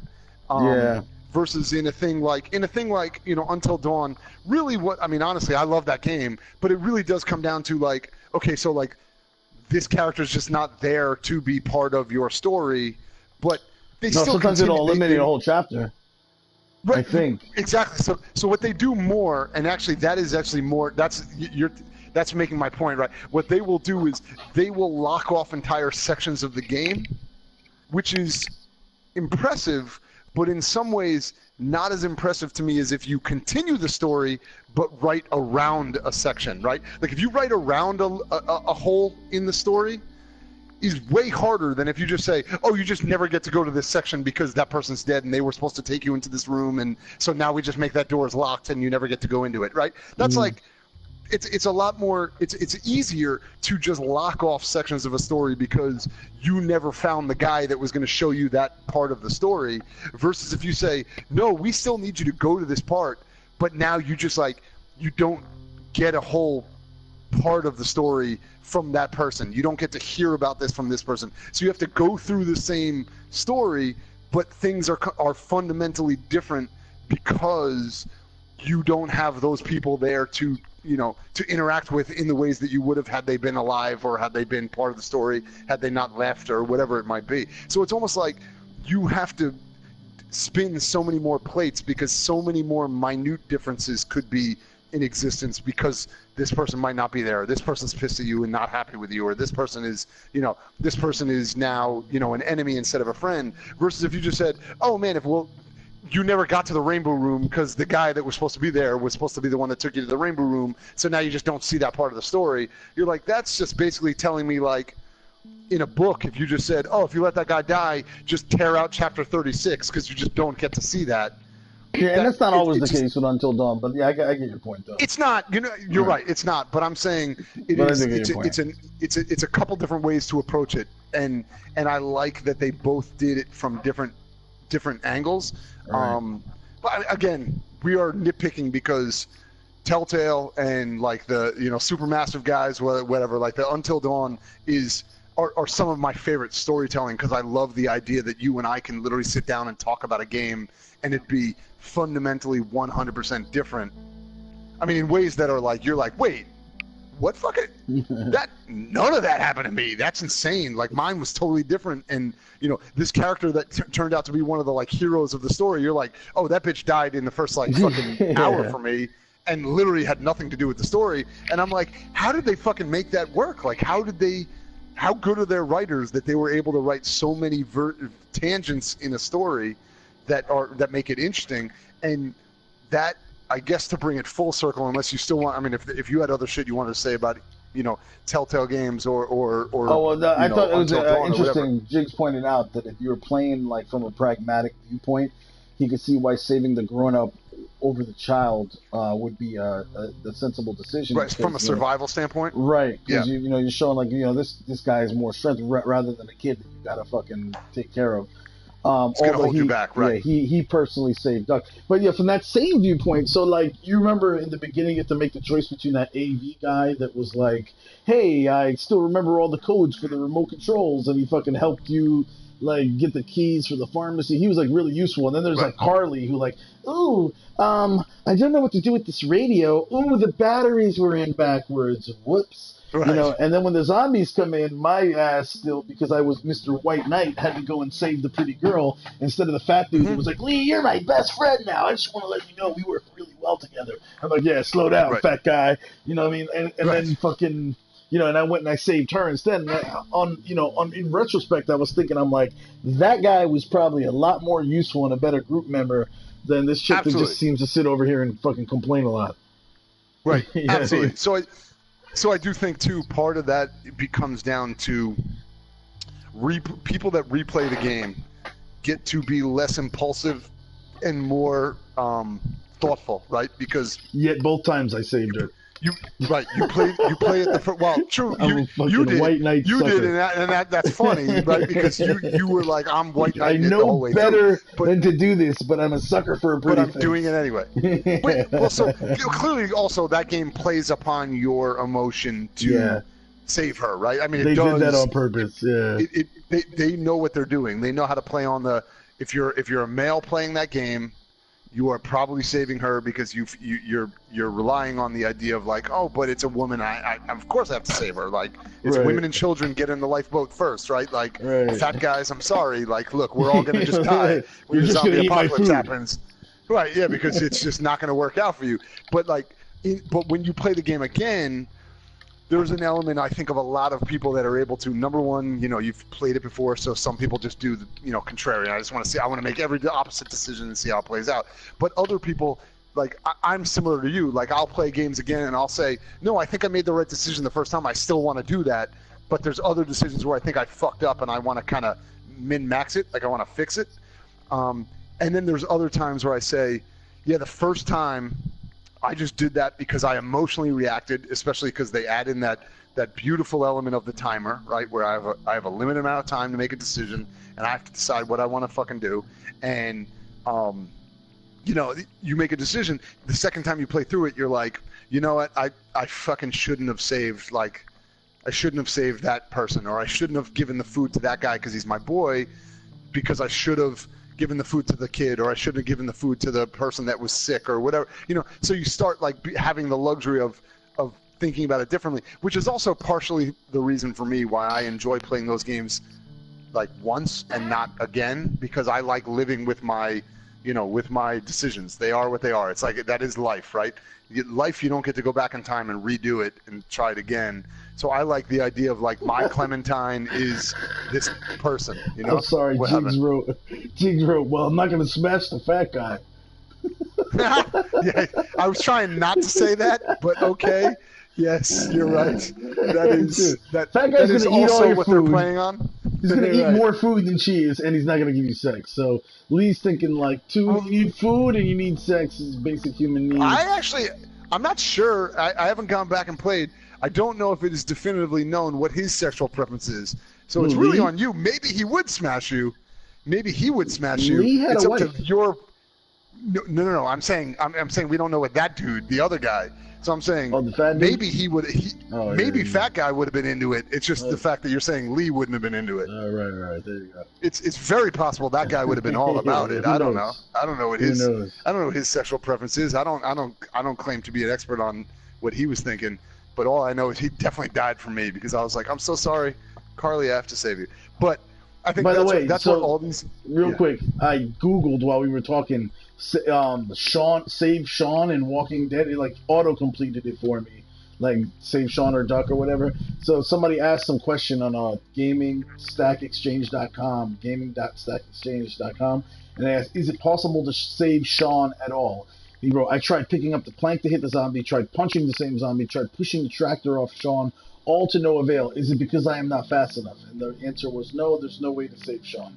Regardless of what you do, the outcome is always the same. Depending on your choices and how you respond to Herschel afterwards, you could change your relationship with Kenny, but he'll always offer you a ride to Macon regardless. Both major events, Sean's death and Kenny's offer, are scripted and key to the plot, so there's no changing them. Gotcha. See, and so that's what we were saying before, is that some of those decisions will be that some of them the illusion of choice, other ones are like some of them are literally no choice at all, but here's the way I would actually like to say that. Your choice is still your choice.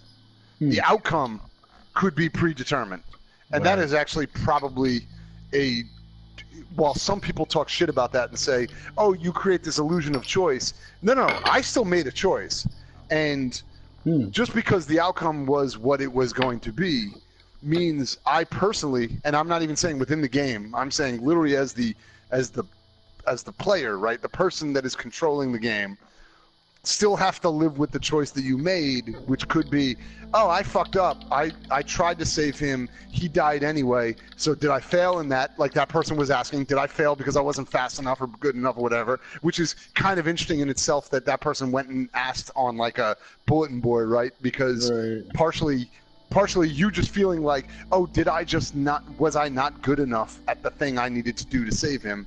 Is an emotional thing you're supposed to come to grips with, because that just happens in life.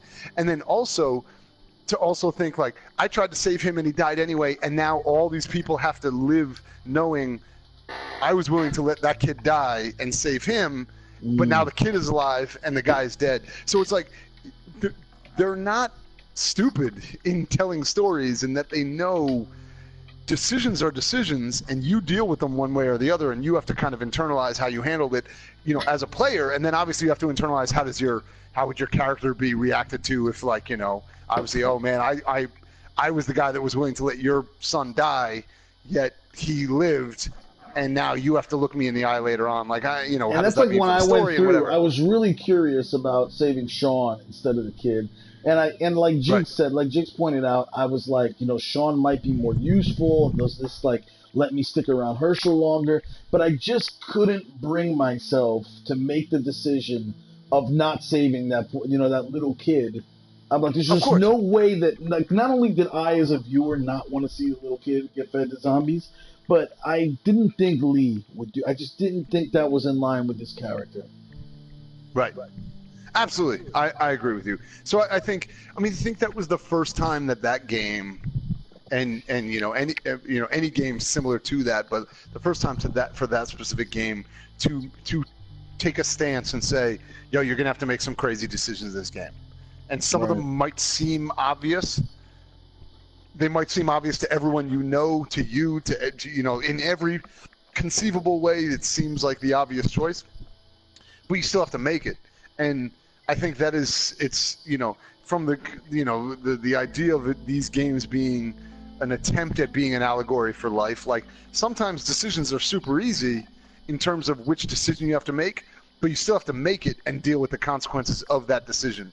And for every decision that you make, there's an alternative where somebody or something or a person that you care about or don't know or whatever will be impacted by the fact that you didn't make the decision that would have benefited them. And so, like, that's where Telltale was so good at, was creating these moments of real indecision, even in the face of complete knowledge that one answer seems clearly the right answer, but you still had to realize, all right, so who am I pissing off by making that decision? Like, who's going to, be bummed out at me later on? And, like, obviously everyone jokes about the whole, Clementine will remember that. Like, it would pop up in the corner that, Kenny will remember that. And, like, you always knew, like, fuck, all right, Kenny's going to fucking do some shit later on. I know. But, like, it was cool was an because asshole, it made dude. you... That guy was a fucking uncontrollable asshole. Kenny? Yeah. Oh, Kenny was a fucking cock. Until you come back across him in part 2, and then all of a sudden he's fucking season 2. You're like, oh my god, this guy's pretty fucking awesome. But yeah, like in season 1, he's a real dick. She's fucking almost fucking intolerable in the first season. You're just like, I don't. Like is there a button is there a let Kenny die button? Because I will fucking hit that button. I will mash that motherfucking button. You know what's funny is that there were moments in season 1 where I decided, like, the next chance I get to fuck Kenny over, I'm gonna let that motherfucker die. And then he does something really nice right before you have to make the decision, and then it's fucking like, oh god damn it, Kenny, you son of a bitch. I guess I'll help fucking you. Kenny. Yes. Well, but so I think again that is superb storytelling, right? Because it is. That's how. First of all, that's how people would be in those situations where it's like the fucking apocalypse, where you'd help people when it works into your advantage, and you'd fuck over people if you needed to stay alive and protect your family and whatever, right? And then also, that's just how people are in a non-apocalyptic world. Like, people are sometimes assholes and sometimes awesome. And there are plenty of times where I'm just, dude, like, I'm sure you're like, I never want to do a fucking show with this asshole CraigMakk again. He is the fucking worst. And then I say something super nice about we should be life partners and I love you, man. And you're like, and then I'm like, no, come seriously, on, man. I never want to do this fucking show with him again. I never doubted him. I always knew that motherfucker was awesome. And then next thing you know, you're arguing with me for 2 hours that fucking somehow Ben Affleck is a better Batman than Christian Bale. And then you realize I am way smarter than you, and you're totally on board with everything I have to say. Way. But like, I think that is where they're good at telling stories, right? Is because they're able to tell the nuance of human interaction in a way that most games are just objectively not, because they have to work in gameplay that's interesting, and the moment you focus on that over storytelling, it's going to make it harder to tell the nuance of character interaction, right? Because the moment you're like, oh man, if I focus too much on characters interacting and not enough gunplay or platforming or puzzle solving or whatever, people are going to get bored. So I have to make sure that I don't dwell too far down this this rabbit hole of characters interacting with each other, and that's fine for a lot of games. But in a game like Telltale, where they're like, oh no, there's literally no game, like the gameplay is only character interaction. That's all it is. Like, everything else is literally non-existent. It's just make a decision and deal with it.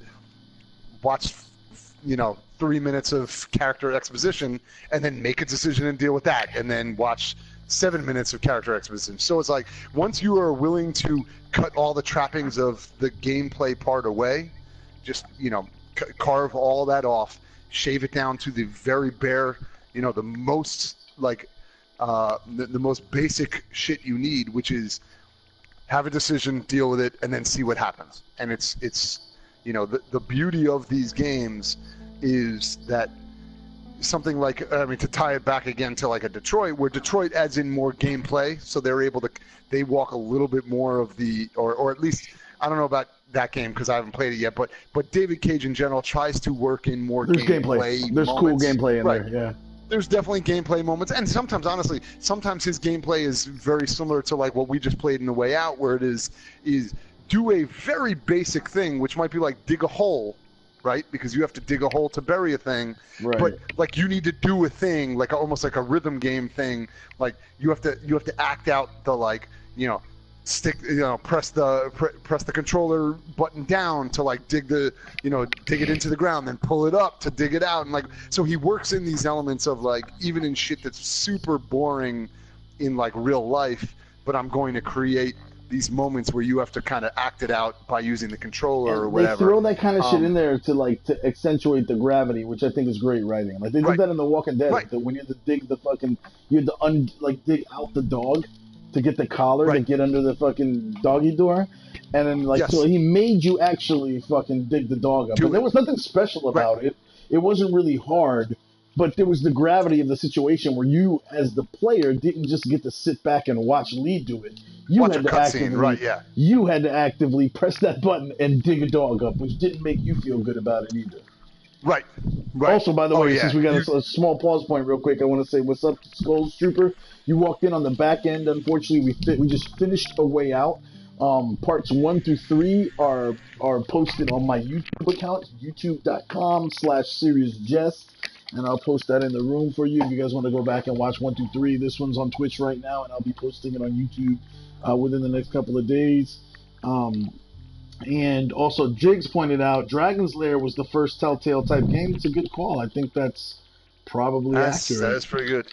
That was pretty good. Dragon's Lair's graphics were amazing for the time period, right? That was like the 90s. Dude, no. Looked like a real I'll cartoon. go so far as to say those graphics are still amazing. It's just the only problem is that it's literally just a cartoon, where every 10 seconds I just have to hit left to like dodge a thing or I die, right? I mean, the interactivity of those games are not great.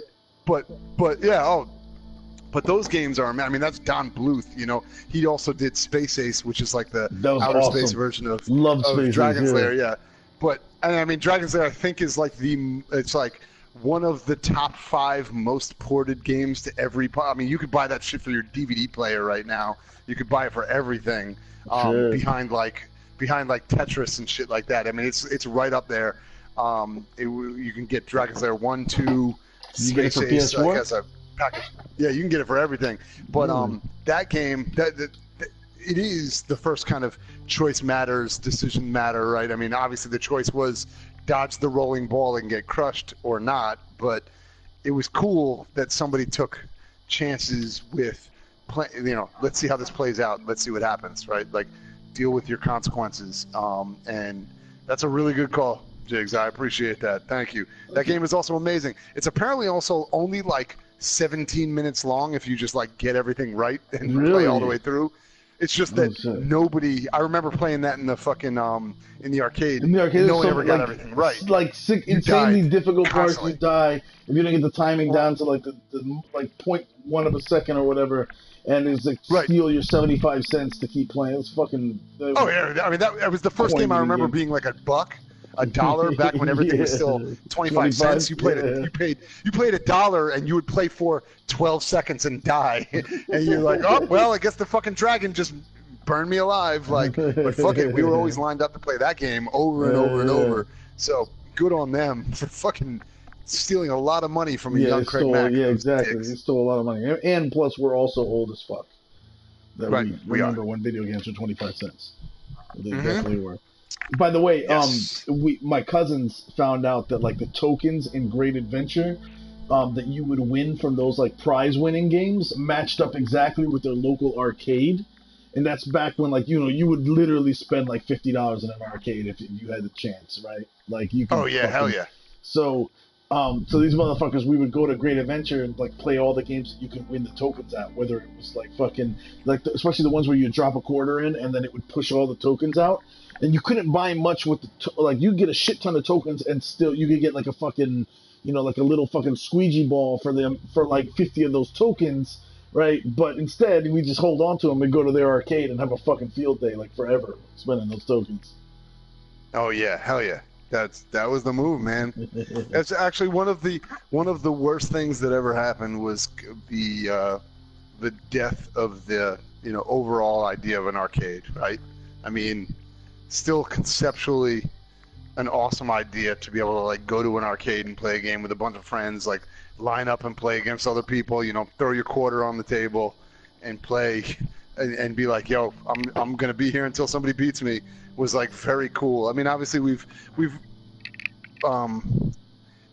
replaced some of that, I guess, with the ideas of like this kind of shit, like we were doing, like co-op couch playing or internet, internet playing. But the idea of playing with like a bunch of people around who are just like, oh shit, like I still remember the first time I saw somebody pull off like a fucking fatality in Mortal Kombat, and I was like, what did he just do? That was incredible. Like, I'm not playing. I just want to watch that man murder that man with fucking Liu Kang over and over because it's amazing. See, that's the thing. Like, I feel like, well, you know, the modern version, like Jig said, right, is debit carded out in arcades, and they're like, they rely on like either old school games or it's like a Dave and Buster's thing where you're like, that's gonna do the basketball game, whatever. But I feel like there is room for them to bring back the arcade because it's like, I don't have virtual reality technology. A lot of people don't have it yet, right? I do.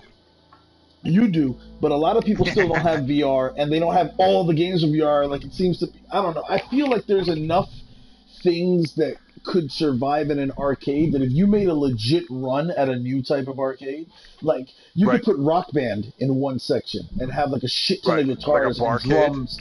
Yeah, like, it was, you know, like, so have a whole karaoke section where people are just playing Rock Band and like with an audience. And that shit could be live, right? And like, that's just in one part. And then you could have like a legit VR section where like everybody, just a bunch of people playing VR together in the same room, like on a LAN type of setup. So, and you could have another section where you could do like the fighting games that are still coming out, like Tekken or Street Fighter or whatever. And, and like, actually, if you could find a way to hologram it or some shit like that, like, you know what I mean? Where it's like in the middle and everybody's watching, like, arcades could still be alive. Just nobody's made a proper run at updating it. That's my take on it. Well, the one thing I will say, because I think, so I do think you make a good point. I do think part of that comes down to that the benefit to arcades in the past were when arcades supremely outpowered home systems. That was when you were like, okay, my home system's cool, but like, man, if I want to go see the best Street Fighter version there is, I have to go to an arcade because those, the boards that they have are just way more powerful than any system I have at home. That's now they're dwarfed by whatever I have in my PS4. So why would I say, like, I'm going to go out and spend money on a system that is just objectively not as powerful as a thing that I can play at home from my house on the internet if I want to play against people, or by myself if I want to play by myself? Like, that is where they struggle to find a niche, because, you know, that, like, the idea becomes people feeling like, well, you're worse in everything other than just playing against other people. And honestly, what's the worst part of the internet is other fucking people. Like, I'd rather just play against my friends, and if I'm just going to play against my friends, I'll just say, come over to my house and play, or I'm going to say, yo, let's just play over the internet because I know you, versus just walking into a, like, arcade and playing against fucking some asshole that I don't know who he is. So, like, that's where they struggle. But I will take a very brief step back and say, if we're pitching another idea for Live from the Man Cave for the future, we have talked about, you just mentioned, the virtual reality is, to me, is awesome. There's so much potential with the cool shit you can do with that. And I've played games. It is the most, like, so I'm trying to think of, like, how to play. One of the most immersive ways to play against other people in a way that feels like you are in an arcade playing against other people standing right next to you when they're not right next to you. Because the idea of when you play these games where you have the, you know, obviously you're fully immersed in the VR headset, you're looking around, you see other people there. When you talk, you hear them in your headset, they hear you, but in a way where, like, they get louder as they walk closer to you. I mean, I've played games where, like, there's things where you can lean over to somebody and whisper to them, and then when you whisper, only they can hear you and no one else can. So you can play games that require, like, oh, if I want to, like, you and I, like Jess and I, are going to lean in and start whispering, everyone around us can see that we're whispering, but they can't hear what we're saying. So they know we're conspiring against them, but they don't know what we're talking about. Like, it is so crazy immersive and awesome. It is. I think it is the thing that we need to do next time. We don't do just a remote. You know, when we do like when we do our next return to the in-person Man Cave return. Yeah, like we have to try some of this shit, because it blows your mind, because it creates this version of reality. I mean, you know, whatever. Yes, obviously the joke, it's this virtual reality, but it creates this fake reality in your brain that your brain is unable, you know, to perceive the difference between actual reality, and you know that it's fake, but your brain is seeing it happen so live that you're like, I don't. It's easy to Yeah, forget. I can't. I'm reacting to it the same way I would if this shit was happening, if this dude was sitting right next to me right now talking to me. Even though, yes, I clearly know he's like a cartoon character, it's not a person, but because it feels so real, it then therefore is interpreted as real in my brain, and it's fucking awesome. Like it's a whole new, version of gameplay that I think is kind of an interesting way to approach. I would love to play a game. I've said this a million times. I would love to play a game that was like a Telltale or a Detroit game or whatever, but it was virtual reality and it was other people making decisions with me.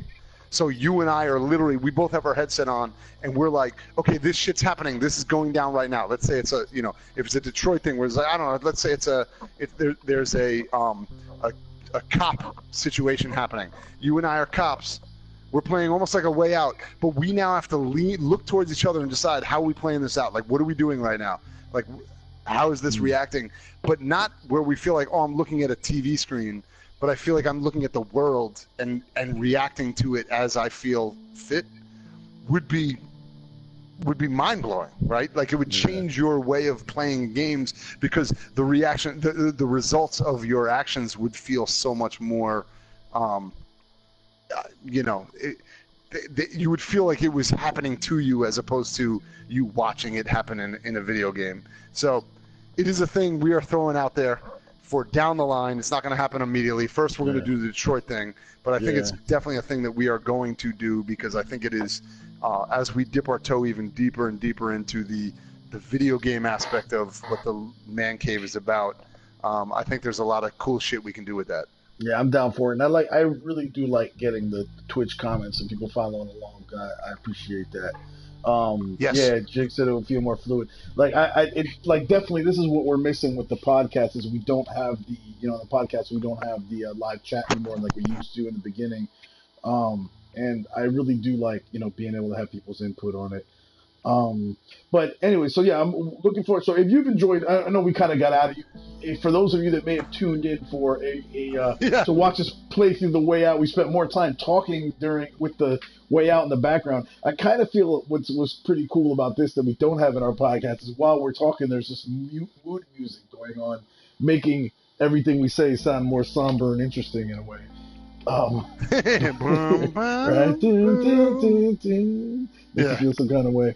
So if you do enjoy, if you do enjoy like the stuff we're talking about just generally about entertainment, we do have a podcast that generally talks about all things entertainment, not just video games, talking about movies, TV, and pretty much anything else going on in the world that we feel like talking about at the current time. Again, you can reach that on iTunes or any major podcast app, or you could go to our website, www.mancave.com, and I'm posting that right there. You can download old podcast episodes. And currently, the project we're working on is where I tricked CraigMakk into doing his first RPG role-playing game. And I had to trick him into doing it by enticing him with the Marvel Cinematic Universe. Our boy Jim Sardonic created a whole campaign based in the Marvel Cinematic Universe, and just for us. Villains. Yep, we get to make up our own villains and everything. Real cool. So check it out if you get the chance. And the next project we'll be working on Twitch, you can tune in. It's going to be Detroit Become Human. We don't have a timetable yet. I want to record our next live from the MCU, that role-playing game project we were talking about, before we start working on that. But on a down day when we're not doing anything else, we'll start up Detroit Become Human. I imagine that because I will probably be share playing it to Craig, and I can't share play and Twitch at the same time, I think we'll probably be twitching from the live ManCave account. So Jim is great, Jakes. Yep. He's really, really awesome. Really good friend of the show. We love that guy. He's been hugely supportive. So we definitely want to give him a shout out and thank you for all the hard work he's put in, to build us the show, and then or the whole game that he's created, and then also to run it on top of that, which is pretty amazing on his end. So absolutely. Thank you to all the friends of the show. Anyone who tunes in. For you guys, I mean, obviously we do this because it's fun for us, but we are also excited when other people find it fun. Yeah. Honestly, I would do this if nobody listened, but it would be way more depressing and sad. So it's great It's great when just, people listen just me and check Craig it out. just listening to old fucking podcasts that we did. Like, yeah, this Fucking, is one of my favorite parts remember that here. time? Even our wives Remember that won't time we listen. had 0 listeners, but it was amazing. Yeah. I made a great point at that point. Craig, is this the right Twitch account that I just posted in the chat room? Twitch.com/live-mancave?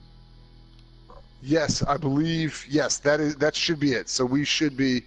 That's be where definitely Detroit up and running Become on that Human will be. So that's where Detroit Become Human will be out. So if you get the chance, click on that link. Go to Live Man Cave's account on Twitch. Follow that, and follow that. As soon as we get something up there, you will see it. And and we'll end up exporting that to YouTube probably. You can also always check out on our Live Man Cave Twitter account. We will post out there when this is about to go live. So if you want to check it live, if you're not just waiting for for the streams, we will tweet out when we're going when everything's starting to happen again. So when the next Live from the MCU is going live, that will go up there. So always just follow that Twitter account. And obviously when we start doing the Detroit, we will tweet out and let you know when the Twitch is going live as well. So we're pretty much kind of use that as our kind of the way to corral everything into one place, so you don't have to follow 15 different things for what we're doing. Do have a Facebook and then page, obviously, what'd you say?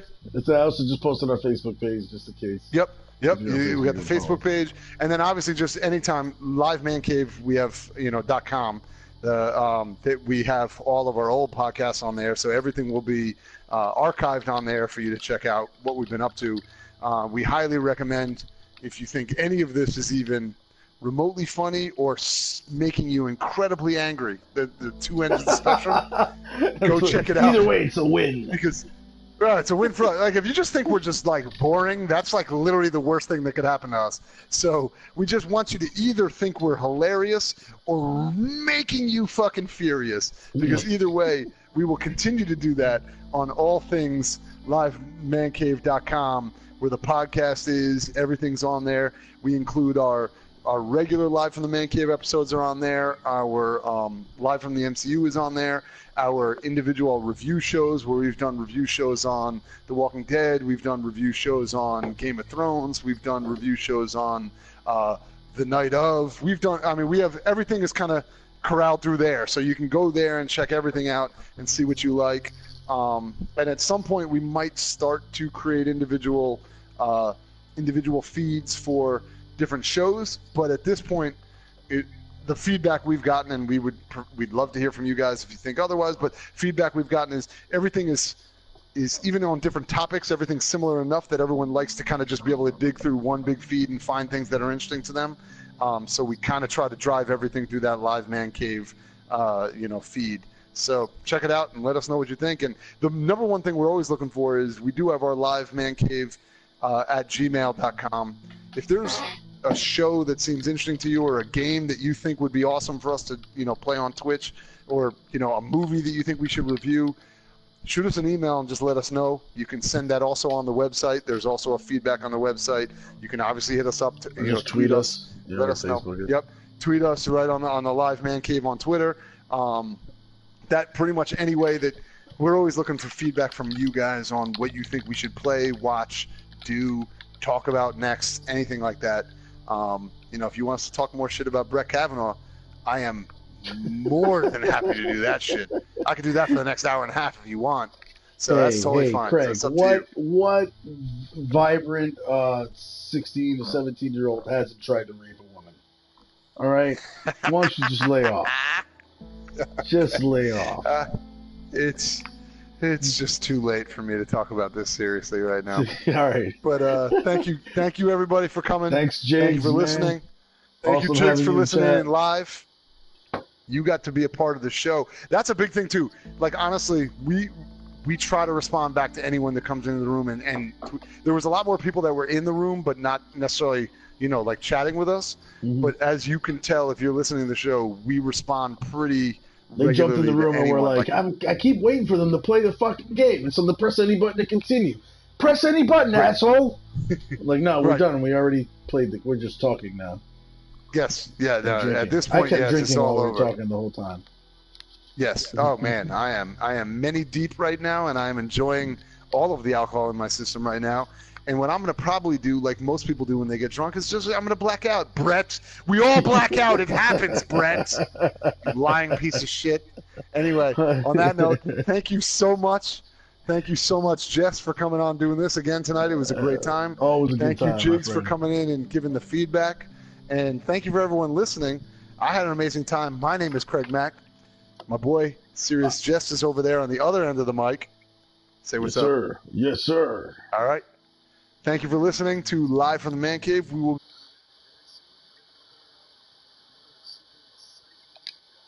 going, RPG going. Some crazy shit's going to happen. I don't know. I'm probably going to be drunk, so I'll forget because I blacked out already. All right. Love you guys. Later. We out.